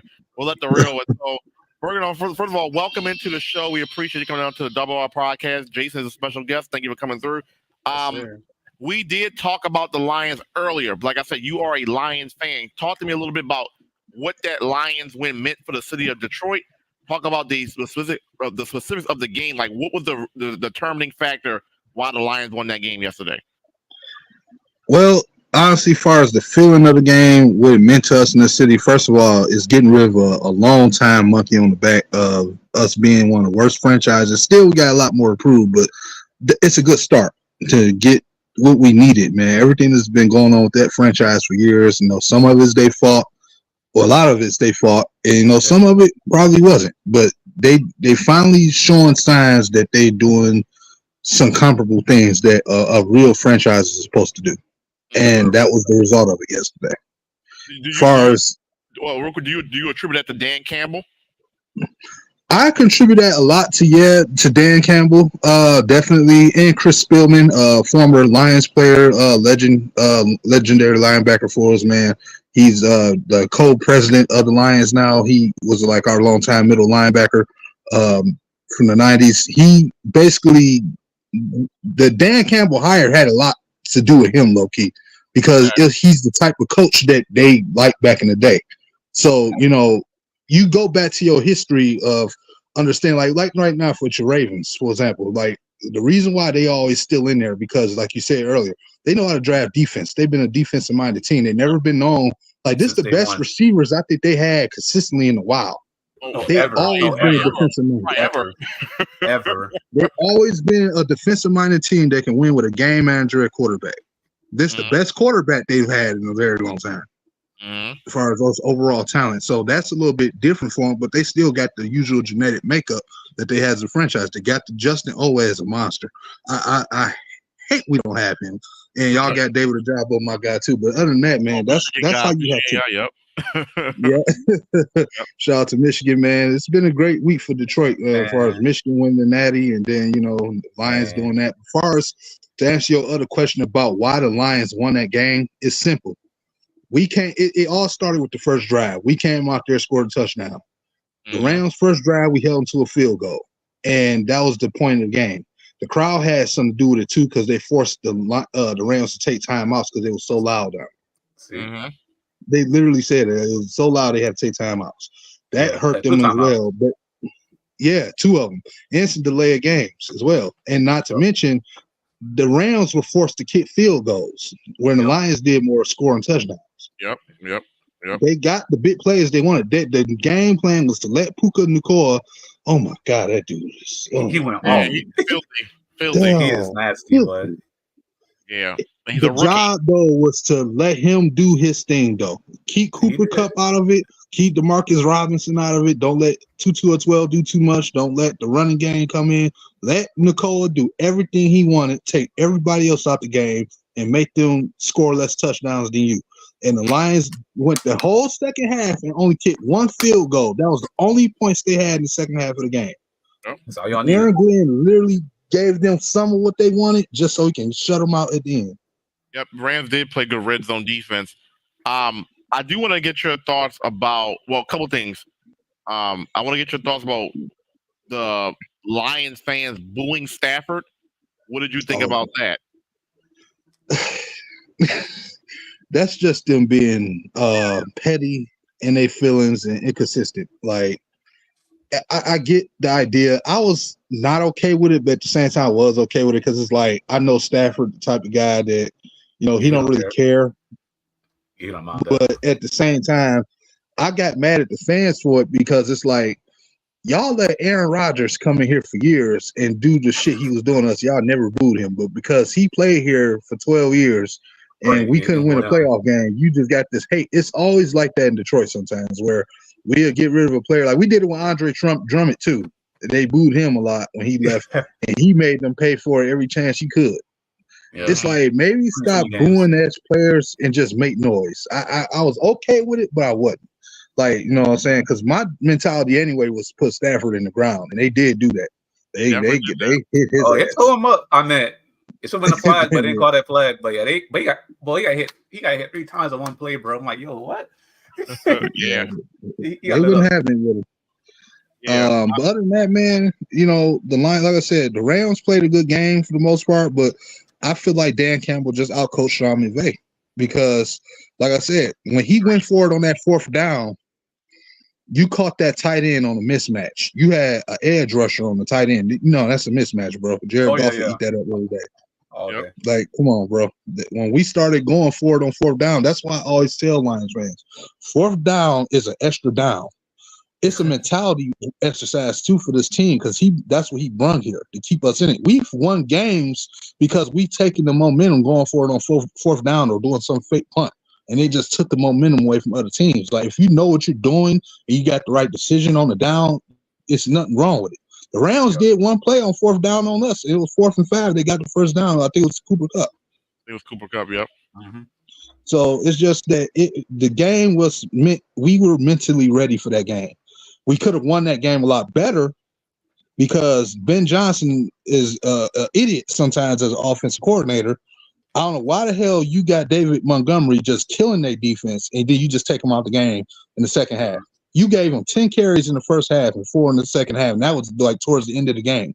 Yeah, that doesn't make any sense. Like I said, he was responsible for the momentum and the drive that y'all were having, and that also explains why you only scored 3 points in the second half. Yeah. He was a factor in that. You know what I'm saying? So, real quick, I want to get back to Stafford real fast. The point you made about the booing, and it's laughable to me that they did it, mainly because it wasn't Stafford's decision to be traded. Like, you know what I'm saying? It wasn't. No. He did come out and say he was interested in getting traded. Yeah, but do you think he really wanted to leave Detroit like that, or did you think he wanted to win a Super Bowl? Mainly, it was 50-50. It was 50-50. I'd put it like this. If they couldn't find a Super Bowl partner, they would have talked to him and said, hey, we trying to get something that's fair for us too and seeing where, but they're not really giving us nothing. I think they still would have took it anyway because they was trying to appease him. But he made it known that he did want to leave. And because he was saying, like, you think about it, just dealt with Fat Patricia bum ass who helped cost the Eagles tonight. And then that's your third head coach or third or fourth head coach in 12 years. Then you got some dude coming here talking about biting kneecaps off. Even though he technically did live up to what he said he was going to do, I can get why after 12 years you like, man, I got to go. I got to salvage what's left in my career. Think about it, he's 35 now. Mm-hmm. Right. That's why I didn't understand the booing. It didn't make sense to me. He gave you everything he got. He just couldn't get y'all over the hump. But that wasn't all his fault either.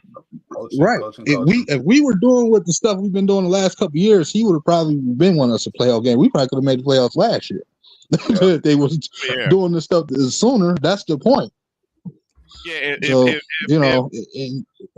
If Dan Campbell was coaching Stafford, definitely. With the mindset that he has, I agree with that. They're similar guys, low key. That's the thing about them. Y'all be like Super Bowl favorite with Stafford now. I ain't gonna lie to you because Goff is good, but I still take Stafford over Goff. I ain't gonna lie to you. I'll take Stafford over Goff too, but like I said, Stafford in that game, he was the best game manager he could be. He didn't need to be, he needed to be Patrick Mahomes. He just needed to keep the drive going, get the ball to his playmakers, and he did that. He didn't make any mistakes, and that's all you can ask for Jared Goff. He made one mistake, that fumble, but they didn't. Other than that, Yeah. but thank God they lose the ball because that could have changed the game over. But they got the ball back and then y'all won. Yeah, Other than that, play solid. Yeah. Yeah. That was. Oh, go ahead, Dom. Yeah, like I said, I'm not as happy as I am, though. I'm not blinded. They got another good game coming in here next week with Tampa Bay. You know what I'm saying? Neither team ain't the same team they was when we last seen. Last time we seen them, we beat them earlier this year, 20-6. But I know they a much better team. But at the same time, though, some of the teams that Tampa did beat were some teams that were like down on their luck. Like they, Atlanta, they obviously just fired their head coach, so that's that. And then even when you look at the Eagles now, not trying to discredit them, the Eagles to me, like I said, they've been having trouble quietly all year because they lost their coordinator. Like your team has got their offensive coordinator, I think, for the Cardinals, right? I think that's a big hit. Yeah, so we got their. That's why y'all running the ball crazy like that, because he did the same thing with the running back with Miles Sanders last year, right. and now Swift did look good this year, but the offense don't have that same texture to it because they were so used to that system. So now he's gone as head coach, and the defensive coordinator is gone. That hurt even more because, like I said, Matt Patricia's fucking bum. Yeah, I don't care nobody say. How do you hire this guy after you dropped like 2,000 yards on his defense in the Super Bowl? You bring this dude in there. What the hell is y'all thinking? Because he's under Bill Belichick, so he has that. Oh, he was Bill, so that's why I go. It's funny. Every time Noam gets a chance to take a shot at quote unquote fat Patricia, bro, you don't understand what they. Okay, Eagles fans should understand because they had Chip Kelly. They get it now. Yeah, they get it now. Yeah. Yeah, they get it now. This dude came here talking about follow me. I know better than you guys. You guys doing well, but you've been doing everything wrong, and then he did worse. I'm like, what? Come on, bro. And then and then everybody acted like Dan Campbell was so stupid, but he was the smart guy in the whole damn block when he got here. Like, come on, bro. Yeah. Nah, Dan Campbell just likes to gamble. That's it. Yeah, but you know what? The NFL is transitioning back to that leader type of man coach though now. I like him. Nah, he's a good coach. He's a really good coach. Like his mentality, he'll take the blame for something. Like he'll hold Russ accountable. Like he's not scared of like nobody, and I like that. That's Yeah. You got me calling fat Patricia. Bill Belichick had hired him as an offensive coordinator. I'm like, why would you do that? He can barely coach defense. Right. And I thought he was a defensive coordinator. Yeah, I don't know what Bill Belichick was doing when he hired him. I'm like, what happened? Bill Belichick was so caught in their ways, man, that it killed him. That too. I ain't gonna lie. Why do you think Tom Brady left? He got tired of that shit, man. like Bill Belichick and Nick Saban, they're the same because being like a Bama fan, they're basically the same person. They get stuck in their ways and they don't change. So it is what it is. You said Nick Saban is like that? Yeah, same way. That's why we lost that game against Michigan. I ain't gonna lie to you because that's how we are. Real quick. I know this is a sidetrack, but what do you think about that fourth down call, a QB draw? From like, what was it, like the 4-yard line? What was like? No, it was on the 3 or 4. But it's the fact that out of all the plays to run on third and whatever. Look, game on the line, and you're gonna do 4. So you're gonna do a QB sneak up the middle against the best defense in college.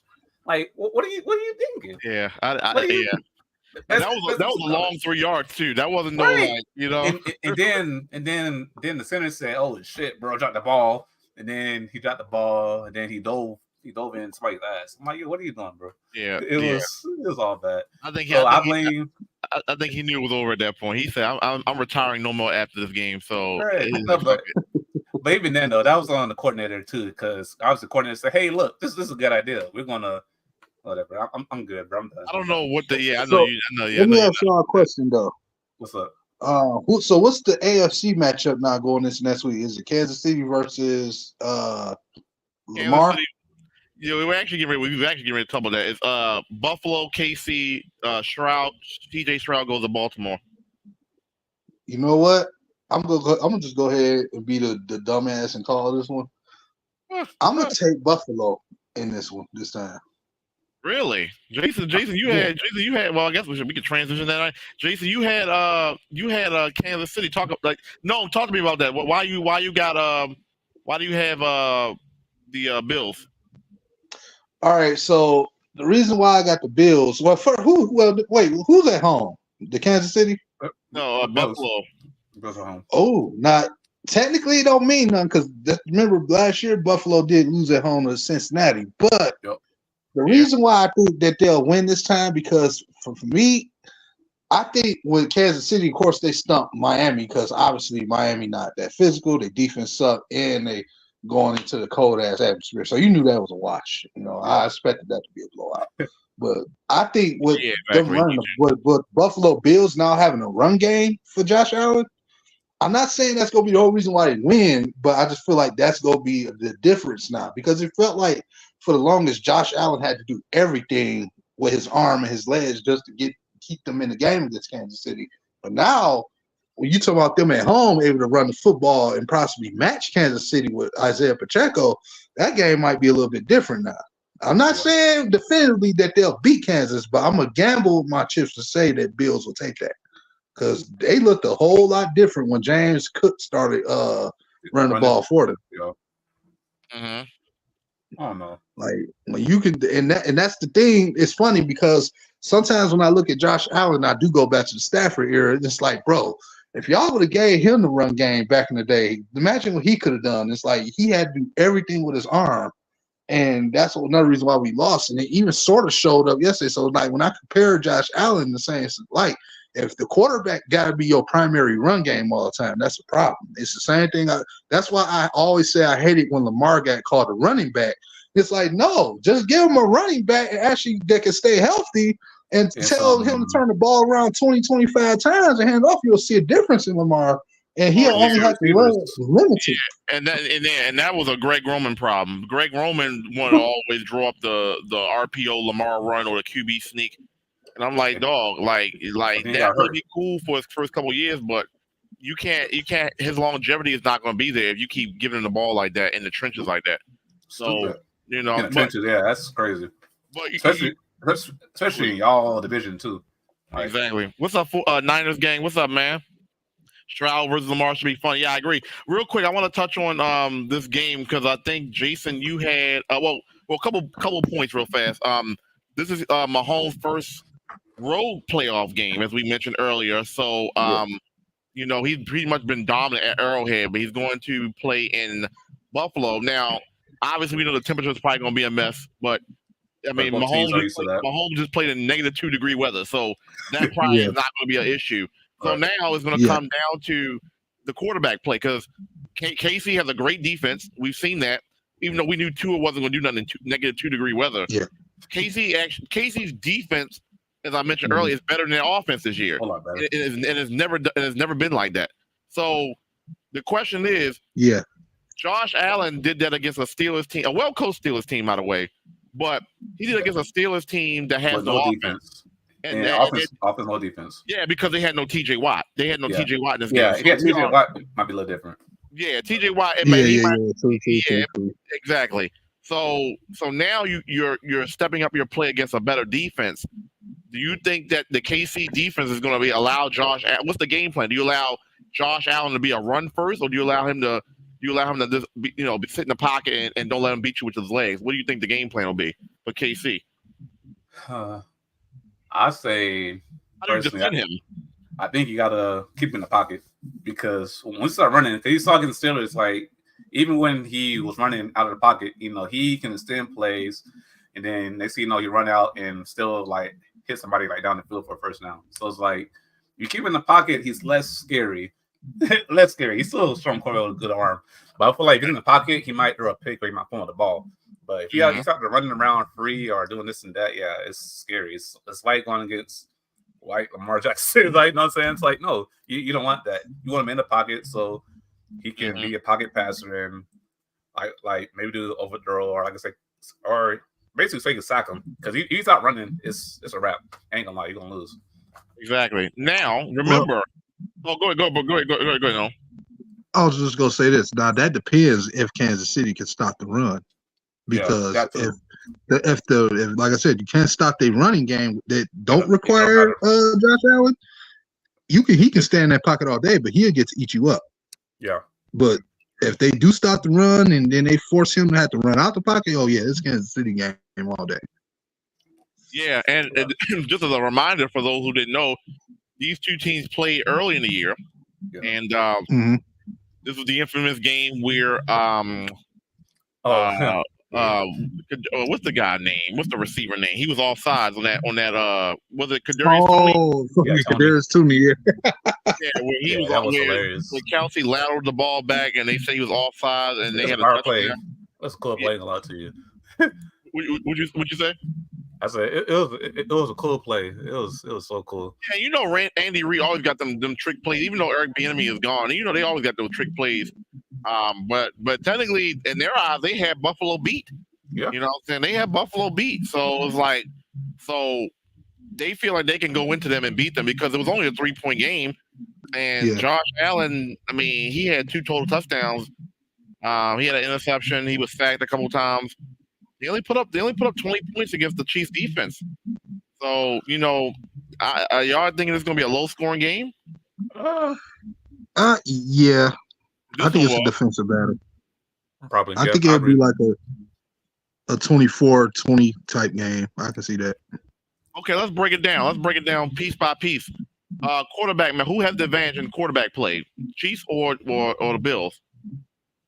Well, I wouldn't say the Bills because they're at home. Yeah. Okay. Like that's it. Because that crowd, you know, the crowd noise is something else. Like as much as I hate Buffalo, I hate legit. If it's a team for New York, I hate them just by default. But that crowd is just good. They have a great home field advantage. So. Okay. What do you think, Noam? Who has the quarterback advantage? I can see both scenarios really because like I can say Josh Allen, like I said, for the same reason because they're at home, but at the same time it's like Kansas City, they still the defending champs, and you know that head coach is still gonna be ready for regardless situation he is, and you know he's a master play caller, so I still have to somewhat give it to Mahomes. Okay, got respect. Yeah, I think, and I ain't gonna lie to you. I want to give it to Mahomes too. Josh Allen, he's been balling. Yeah, when he don't turn the ball over, he balls. Yep. And you notice when they started running the ball a lot more, and they fired their OC, who I've been said since last year needed to get fired. Yeah. The turnover started lessening. Yep. They fired him in the middle of the season. Yeah, they start running the ball more. Yeah, you're right about that. I still say Patrick Mahomes only because I don't think Patrick Mahomes, even though he's had a down season, I don't think it's because of him. I think the receivers dropped the ball a lot this season. So, like, I still think Patrick Mahomes is that dude. His receivers ain't done him no favor.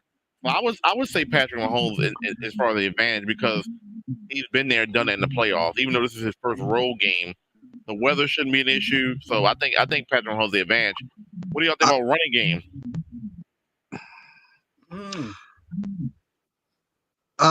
Basically now Pacheco is used to this playoff running game thing. That Pacheco is used to doing this thing, but you know, like I said, this would probably be one of the best tests that you know James Cook could have. Run the ball against Kansas City. This would be like the best team they play because that's just been the one game they always question: can they run the ball against the Chiefs? But Pacheco, like Mahomes, kind of get the respect because this is what Pacheco do. They always run it. Like I said, everything is orchestrated by Andy Reid. Like everything is kind of hard to kind of go against them sometimes because, and then now you see the defense. Like they can probably get back to the Super Bowl just because how well their defense is playing. Let's not act like we ain't seen quarterbacks have like 1,000 passing yards and then win the Super Bowl now. Like this. Exactly. No, that's facts. What's the Phillip Rivers? Think about it. Like every year, good yards, but nothing. Oh shit! You can say it with Justin Herbert. Yeah, Justin Herbert. But then Eli Manning, 1,900 passing yards, win the Super Bowl against the Patriots twice. Like, God damn. Yeah, exactly. Hey, but you know what? I want to allude to something while we talking about the Chiefs too. Like, if I was them in the off season, y'all was talking about the receiver that's with the Titans now. You know who I'm talking about? D-Hop. They might need to call D-Hop. Yeah, the next year for sure. I think that'd be a perfect marriage for them. There was rumors about them getting him this off season, but he wanted too much money. Of course he did. Yeah, he got his contract was $26 million, but I think his guaranteed part of it was like they had to pay that into like a dummy year to be able to hold him. So he got like $16 million on the actual like this year, but I think he's getting like $12 million or $10 million like for next year. You know, he won't be on the team. Yeah. So that's what. Yeah, he wanted too much money every year. I'm like, bro, you got more than Odell. Okay. Right. Yeah, because I ain't gonna lie. If I'm D-Hop, if I'm him, I would took less money to be on a better team, because why would you want to be on the Titans for more money and just to lose? Exactly, and I said that going into it. I said you got Ryan Tannehill as your starting quarterback. Like this is where you want to really go, but clearly he wanted the money because the Ravens were interested. Like Lamar said, give me Odell and give me DeAndre Hopkins, and I'm Gucci. Yeah. Like so, like if he wanted to go to the Ravens for cheap, the Ravens would have signed him. You know what I'm saying? But he wanted to the money. Same numbers probably. I think he understands. Yeah, but see, here's the thing too, though, and like I didn't mean to cut you off. So it was the 49ers, the Lions, the Cowboys, who I'm shocked more than anybody closed the phone on them. But the Titans was the one that picked up the phone. So and they gave him the deal, and I'm like, wait, the Cowboys said no, but a lot of them teams didn't really have the cap to get them, because even the Niners, like they've been getting so many different defensive players. They just paid somebody nearly $90 million, and then they just added another big contract, I think, recently, and then they picked up Chase Young throughout the season anyway. Then the Lions, money still ain't quite gotten there yet, so they probably felt they couldn't afford to get them. So Titans was the only ones that made sense, ironically, because all the quarterbacks is pretty much cheap, even for Tannehill, who's fighting for it.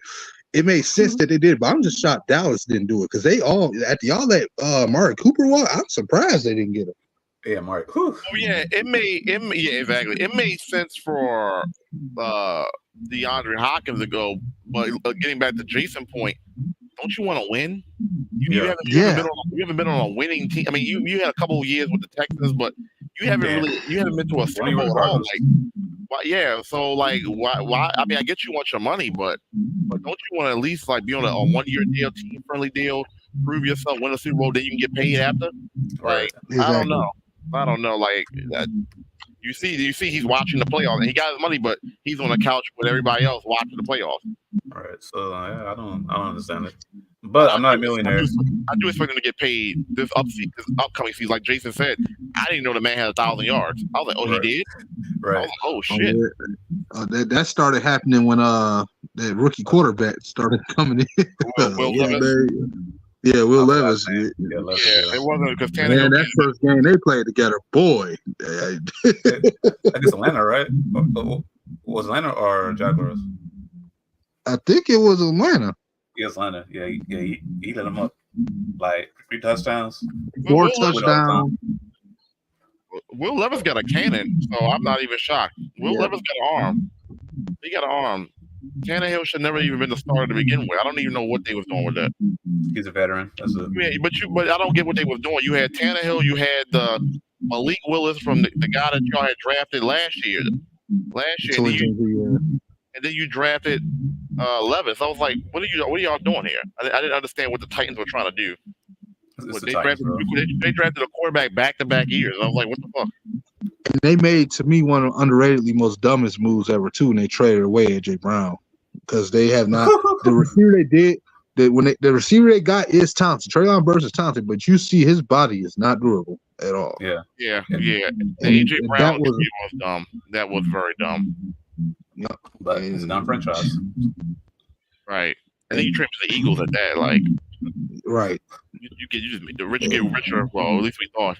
Now, is he out with an ACL injury or something this year? No, I think it's just a knee injury, right? Like something hyperextended or something like that. I thought they said if the Eagles won this game, he would have been able to play the next week. But I don't know what the injury was. I think he's going to another team next year too. Oh yeah, you saw that they got him and Hurts got some type of friction going on or whatever. Why do that always happen with the NFL Eagles, bro? Right. The Right. Like Theo McNabb.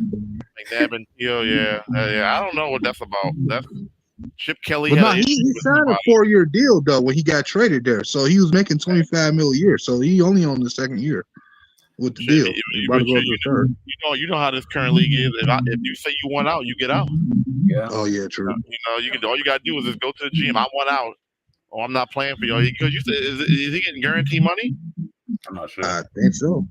Oh yeah. So see, yeah, if he want out, he want out. Yeah, he's still Now, you know who I'm gonna be. You know who I'm gonna be interested in keeping my eye on this offseason too? Devontae Adams. Because now is he gonna stay and give the Raiders a chance or something, or try to get traded out? You think? Well, I thought it was rumors that he wanted to get traded in the middle of the season. At one point. Well, yeah, that's because Rich Call was the head coach. Yeah, but when that black dude took over, Josh McDaniels. That's what it was, Josh McDaniels. Yeah. Nobody liked playing for him. Yeah, he's awful. Yeah, he's awful. Yeah, Jason, you wouldn't want him on your team. Nah, I'd be down. He was known as an offensive guru, but clearly as a coordinator, yeah. Exactly. That's the point I made earlier about not everybody's designed to be a head coach. Like some people are just good coordinators, and that's it. Yep. Everybody's not built to be a head coach. Just because you can coordinate offense or coordinate defense, you have to coordinate the whole team. Yeah, you have to be a leader of men, and Josh McDaniels is not that. Because he's not man himself. Oh damn! I wasn't gonna never question never manhood, but it is what it is. Not because you never heard nothing good from him. Nothing nobody likes him. I actually like Antonio Pierce. I think he'll be a good coach. Yeah, I really do. They need to start hiring some more black guys anyway. So I think you see what's happening with black quarterbacks now. Sure. Yeah, and as you see, Gerard Mayo is going to is the Patriots, so they need to hire some more black guys. Yeah. All right, so real quick, so we can move on. What is y'all prediction? So with Chiefs, Bills round 2, who do y'all got? I still have the Chiefs winning. Okay, you got Chiefs winning. What about you, Noam? Okay, I'm gonna just make this fun. I'm gonna throw my dice at the Bills. Oh, really? Okay. Yep. Thank you, Conscious Beauty. I love you too. Thank you for the 16-month member. I appreciate that, baby. Thank you. Great to see you, baby. Okay, so I'm actually gonna go with. Ooh, this is a tough one. That's what I'm saying. It's a toss-up, really. I don't like the Chiefs receivers, even though I know they didn't really do that bad last game. I don't know. I'm gonna go with the Bills. Just because I feel like it's Josh Allen time to at least get to the championship game. You know what I'm saying? And lose the Ravens. Okay. That's going to be a good game. All right. So let's move on. Because I know it's past Jason bedtime. All right. So I got Bills. What did you have, Jason? You had Chiefs? Yeah, I had Chiefs. And no, what did you have? I said going with the Bills. Bills. Okay. All right. I think it's going to be a good game, though. Yeah. Let's get to. I want to ask you this when we talk about Lions. Let's go ahead and get to this now. Lions and Buccaneers. Talk about what do the Lions got to do to win, and who is your? Well, I already know your prediction on. But talk about what do the Lions need to do against the Buccaneers to win that game? Basically, it's easy. Don't turn the ball over and you blow them out. Mm-hmm. That's it. I got the wrong button. That's it. Yeah, because if Jared Goff turns the ball over, if the Lions games for a long day. I feel like this is an easy game. The Eagles are just bad. I feel like the Lions, even though I feel like Lions secondary is kind of shitty at times, but I feel like the Lions just play good football and turn the ball over. Yeah, they win easily. Yeah, here's the thing with the secondary, what they do sometimes, like they'll let. I know sometimes they'll give up a big play, but it feels like it's almost playing that way sometimes because they'll give you what you want, so that way they can get you off the field sooner. Because instead of just letting you chunk your way down to the touchdown, they'd rather have you hold you to a field goal. This is a bend and don't break defense type of thing we do. Okay. I ain't gonna lie though. Look, the corners got away with some holes, but it's okay. I'll give you all break.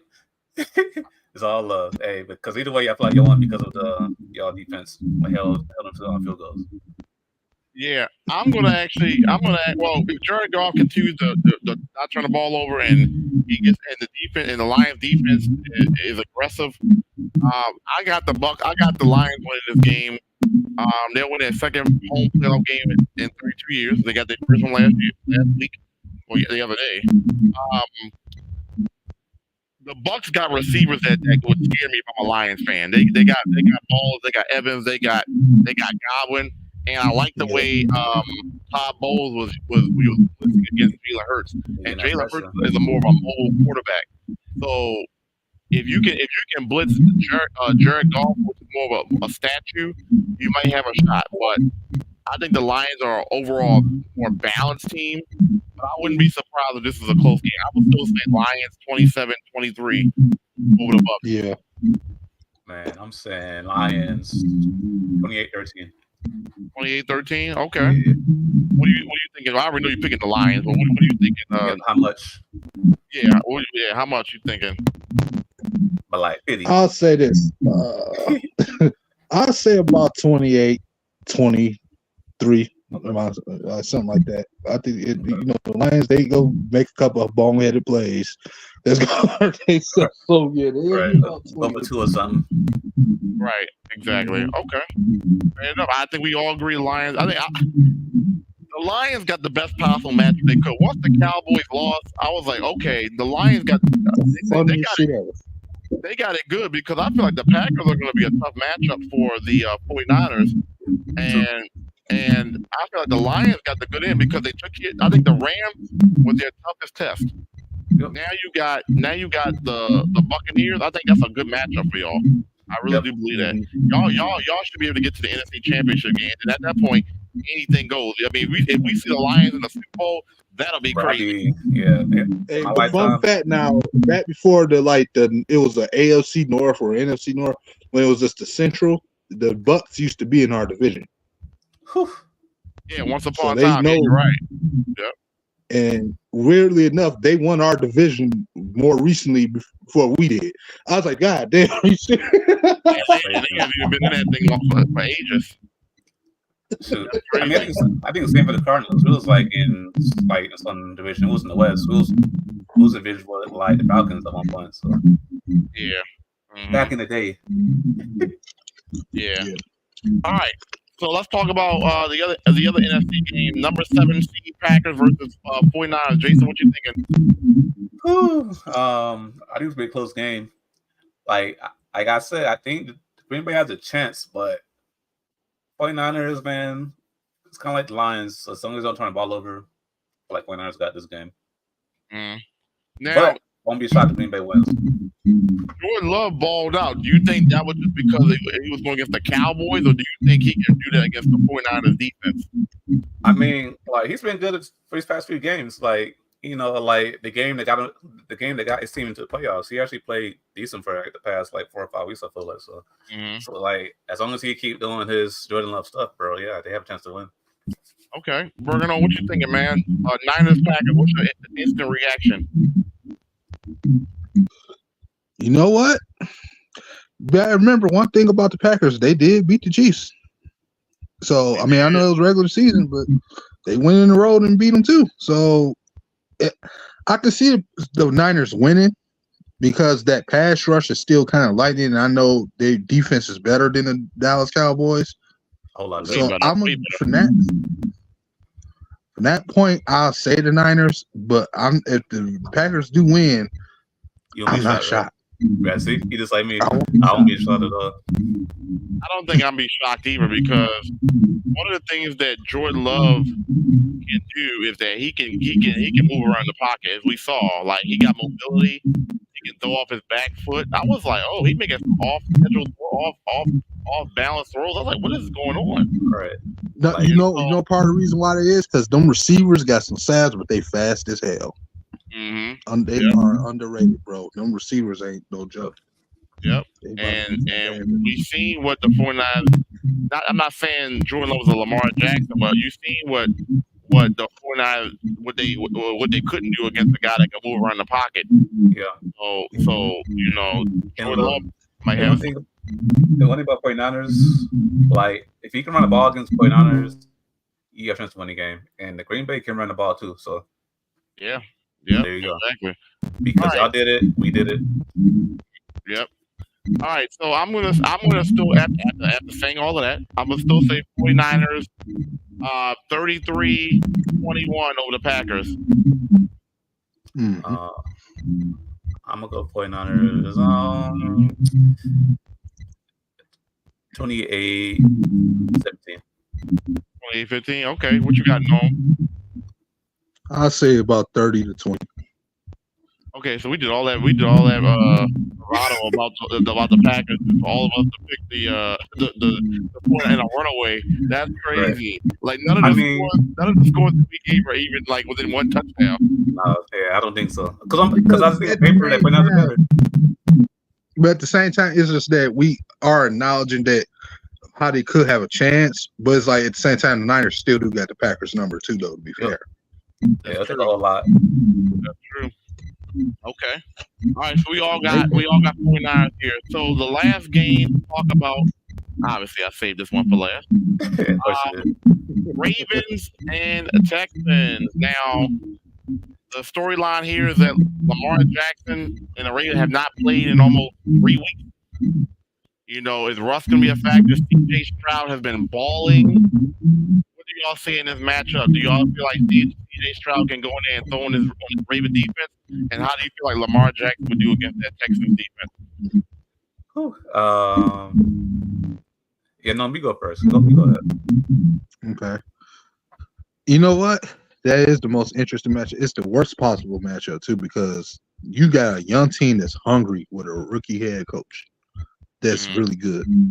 And one thing about a team, when you go against a team that's more experienced and talented than you, if you're hungry enough, that game could go a lot different, considering that, like you said, y'all been off for a couple weeks. That can determine. Now, I do think both teams are well coached, so I know Harbaugh is going to probably be ready. And, you know, Lamar, you know, we got to understand, too, this is the first time he's actually healthy in this time of year. So I'm going to gamble and still say the Ravens will win, but it won't be a clean win. Right. It's going to be some blood. I think if I had to give a score prediction, I'm going to say it'll probably be 27-24. I think it will be a nail biter. Okay. Okay. Now, real quick, before you go, Jason, the line on this though from Vegas is saying 8. The number was 8 Ravens. Yeah, and it's been saying 9. So yeah, right. 8 or 9. That's kind of a big number though. Yeah. I mean, I ain't gonna lie. I was thinking the same thing. Like, no one says a gamble to take the Ravens. I think the Ravens can win by 10 points at least. Personally, you think so? Like, as good as the Texans are, I just think this is Ravens' year. I'm just being straight up. I don't think they're gonna lose. And that's how I see it. Like, you know, it's good for Texans, but I think their luck's gonna run out finally against the Ravens. Do you think that Stroud can ball out against this defense?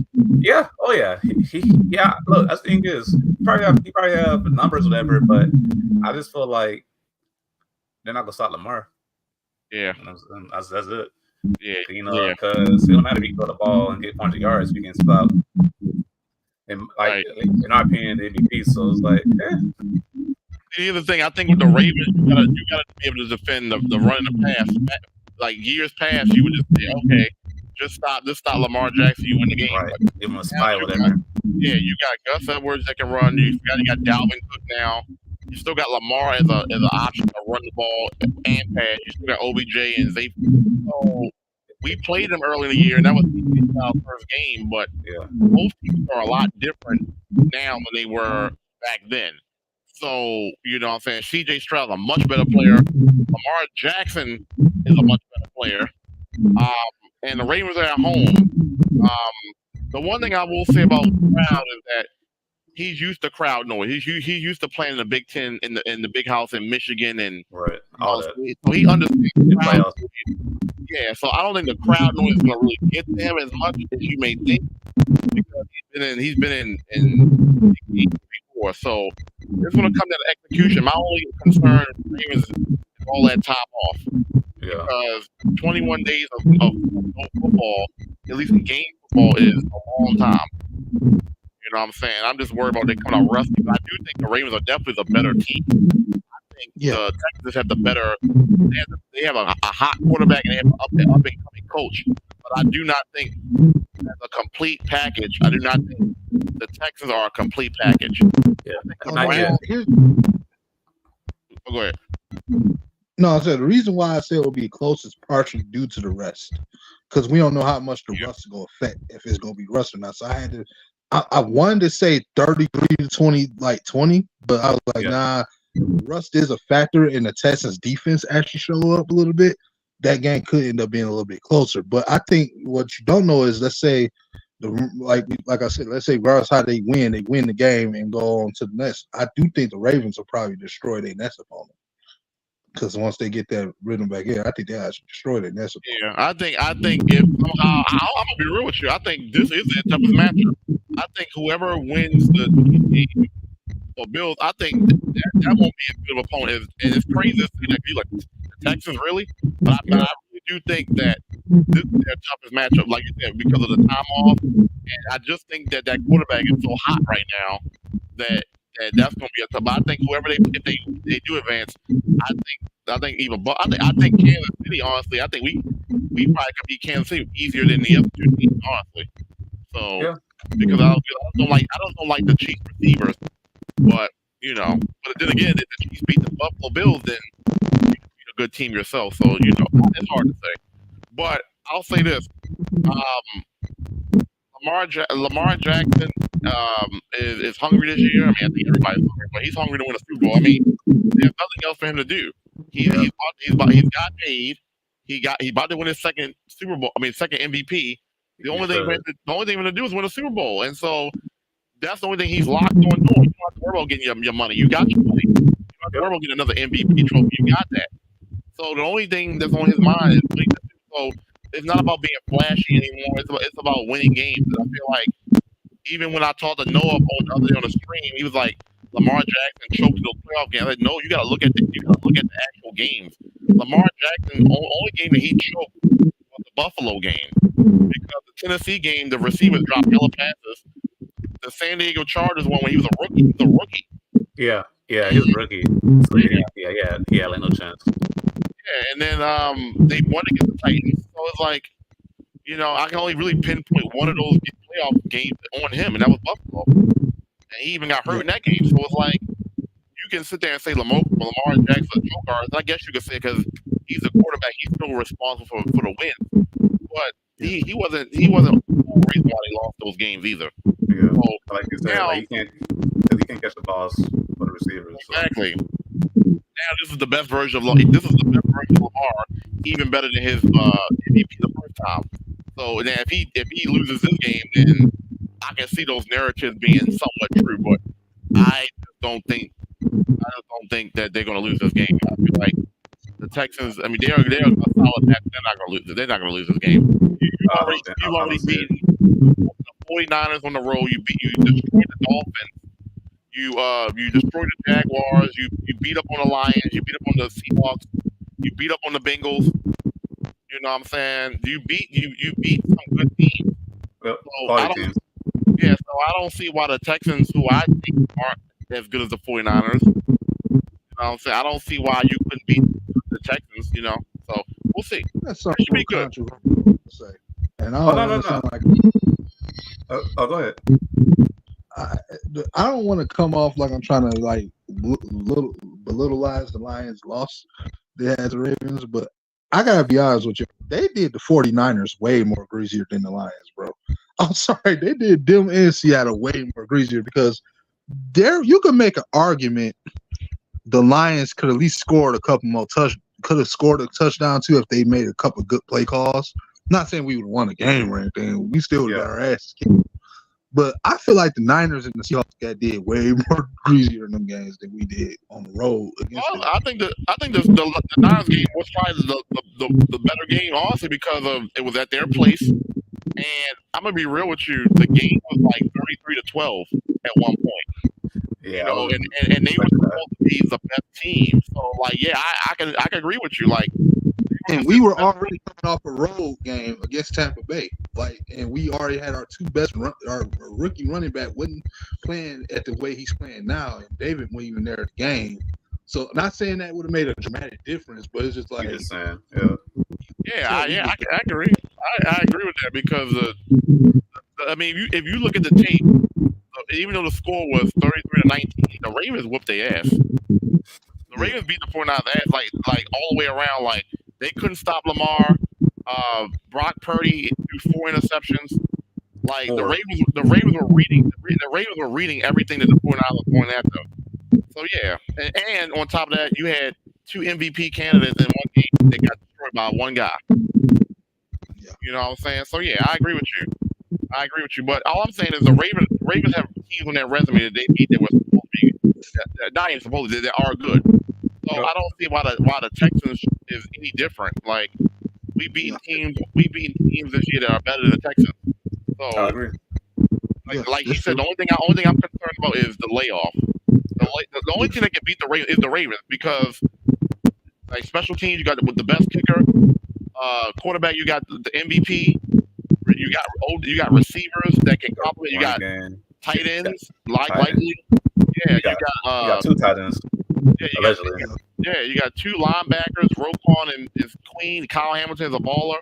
Kyle Hamilton. So it's like they have the only way they're gonna lose is if they are disciplined and there ain't nobody gonna punch them in the mouth.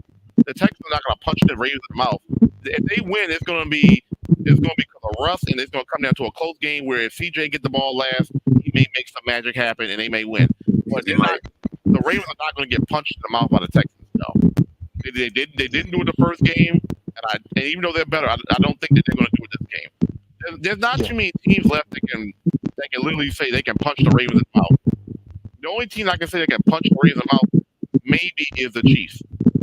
Because they got a good defense. Everybody else defense or whatever no one can run the ball and punch the Ravens in the mouth better than the Ravens do it to them. So the game is going to be close. It will just have to be lucky at the end of why we will lose that game. So we'll see. All right, so we got our predictions and we'll have to see how that looks. Now, just as a reminder, the first game is ironically the Ravens game. They're playing on Saturday at 4:30 p.m. Eastern time, and that is on ESPN. The second game will be Packers and 49ers at 8 o'clock, and I do not know. Let me take a look. I do not know what that is broadcasting on yet. Let me take a look. That is broadcasting on Fox. Fox. The Tampa Bay Detroit is on Sunday, the 21st, 3 o'clock on NBC. Yep. And Kansas City and Buffalo is 6:30. Who's hosting the Super Bowl? Is it It's CBS, I think. Is it CBS? Yeah. Oh, that might be even more reason why I think the Ravens, because every Super Bowl the Ravens have won has been on CBS, has been the broadcast. Yep. We won back in 2000. We won back in 2012. It was CBS, so this might be the year. You never know. That was superstitious. I love it. He said, "Hey, good omen. That's good omen, ain't it?" I hate being that guy that does that. Like, oh yeah. Hey, but it's a thing though. But it's a thing. Like he's also, you know what I'm saying? Like it's valid to me. Yeah. Yeah. So I'll say the same thing. So on Fox, we never lose. You know what I'm saying? Like. Yeah. So we'll see. All right. So Jason, I would like to have you back, but I don't know what your availability is gonna look like. Maybe I don't know if it's Sunday night or because all the games are gonna be on Sunday. So maybe we get, if you're free, maybe we get back on Sunday. Yeah, I don't care. We'll do it. And recap.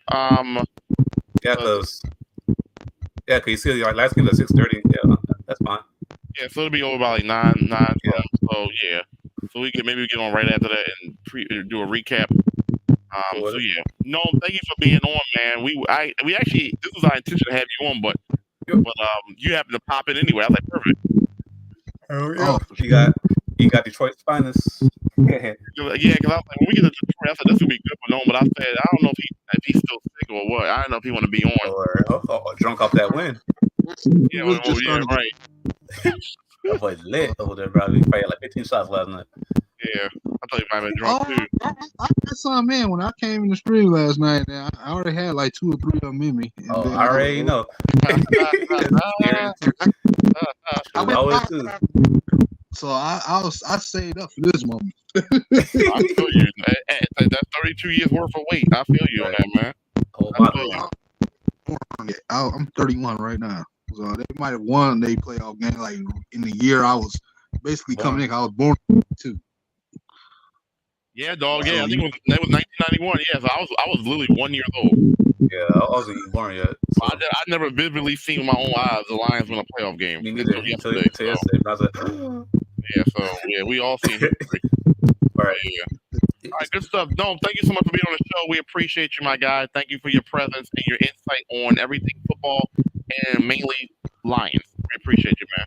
The Lions got him, so shout out to the Pistons as well. I'm joking. Yeah, well, shout out to the Pistons. They did beat the Wizards. Right? So, you know, the Wizards are garbage, but I'm not going to that because y'all make me mad. I'd rather be a Pistons fan than a Wizards fan. The Wizards make me sick. You got Kuzma, you got Poole, you got 7 wins. I don't want to talk about that no more. 7 wins. And then we just lost to a Pistons team that was on like almost a 30 lose streak. Come on now, bro. Detroit gonna cut you off. We just made a trade with them, and then that same team beats us. That's wild. That's the worst feeling. Yeah, let me get off this shit. I got y'all making me mad. All right, Bergno, thank you so much for being. I appreciate you, man. You have a good night. All right, appreciate you, dog. All right, man. Be easy. Hold it down. Yes, sir. All right. All right, Jason. It was a pleasure having you on the show.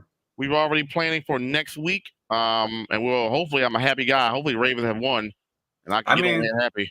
I'd be shocked if I lose. I'd be really shocked if I lose this game. I'd be shocked, even with Stroud playing the way I will be shocked too. But like, so he's good, but I feel like this is. I feel like Ravens are the best team in the NFL this year. So I agree. Shocked in general. I agree. I think the Texans have a hot quarterback. I don't think they have the best team. Right. That's why. I think that makes a difference. Exactly. Yep. All right. So we'll be back. We'll be back next Sunday, recapping Lions and Bucks. Packers and 49ers, Ravens and Texans, and Chiefs and Bills. So we'll see y'all then. Make sure y'all go check out. Yeah, make sure you go check out. This was fun. Thank you, Bergano. It was great to have you on, man. I really appreciate it. This is like my second or third time using StreamYard, so I do like it for this kind of stuff. So it does make it a lot easier for me to click stuff and get stuff on the screen than what OBS can do. Because OBS, and then me and Jason could see literally everything at the same time. It was just much better that way. Real quick, I'm gonna give Jason the floor. Here's it. Well, I don't know if you want to say anything. Probably don't, because he's a. I got you. I'll say something. All right. Let me get his socials up on the screen, and Jason, you can take it away. All right. So first of all, I appreciate Retro for letting me on. And look, this is the first podcast we actually did together because he's talking about this is a podcast for a minute. So shout out to Retro for being great as usual. For letting me on the show. Yeah, that's about it. And then follow me on these links down here, and then y'all can see more of me. But make sure you follow Retro as well. Make sure you like this video, share it to your friends and family, and all that, because there's more content coming. That's it. All right, Jason, thank you so much for being on the show, man. I appreciate it. You have a good one. All right, you too, dog. All right, everybody from the Double R Podcast, you guys have a great. Oh shit! Can we back that up? That is too close. Is there any way to back that up? All right, fuck it. We out of here. Have a good night, everybody. See y'all later. Be easy. Your boy Recap.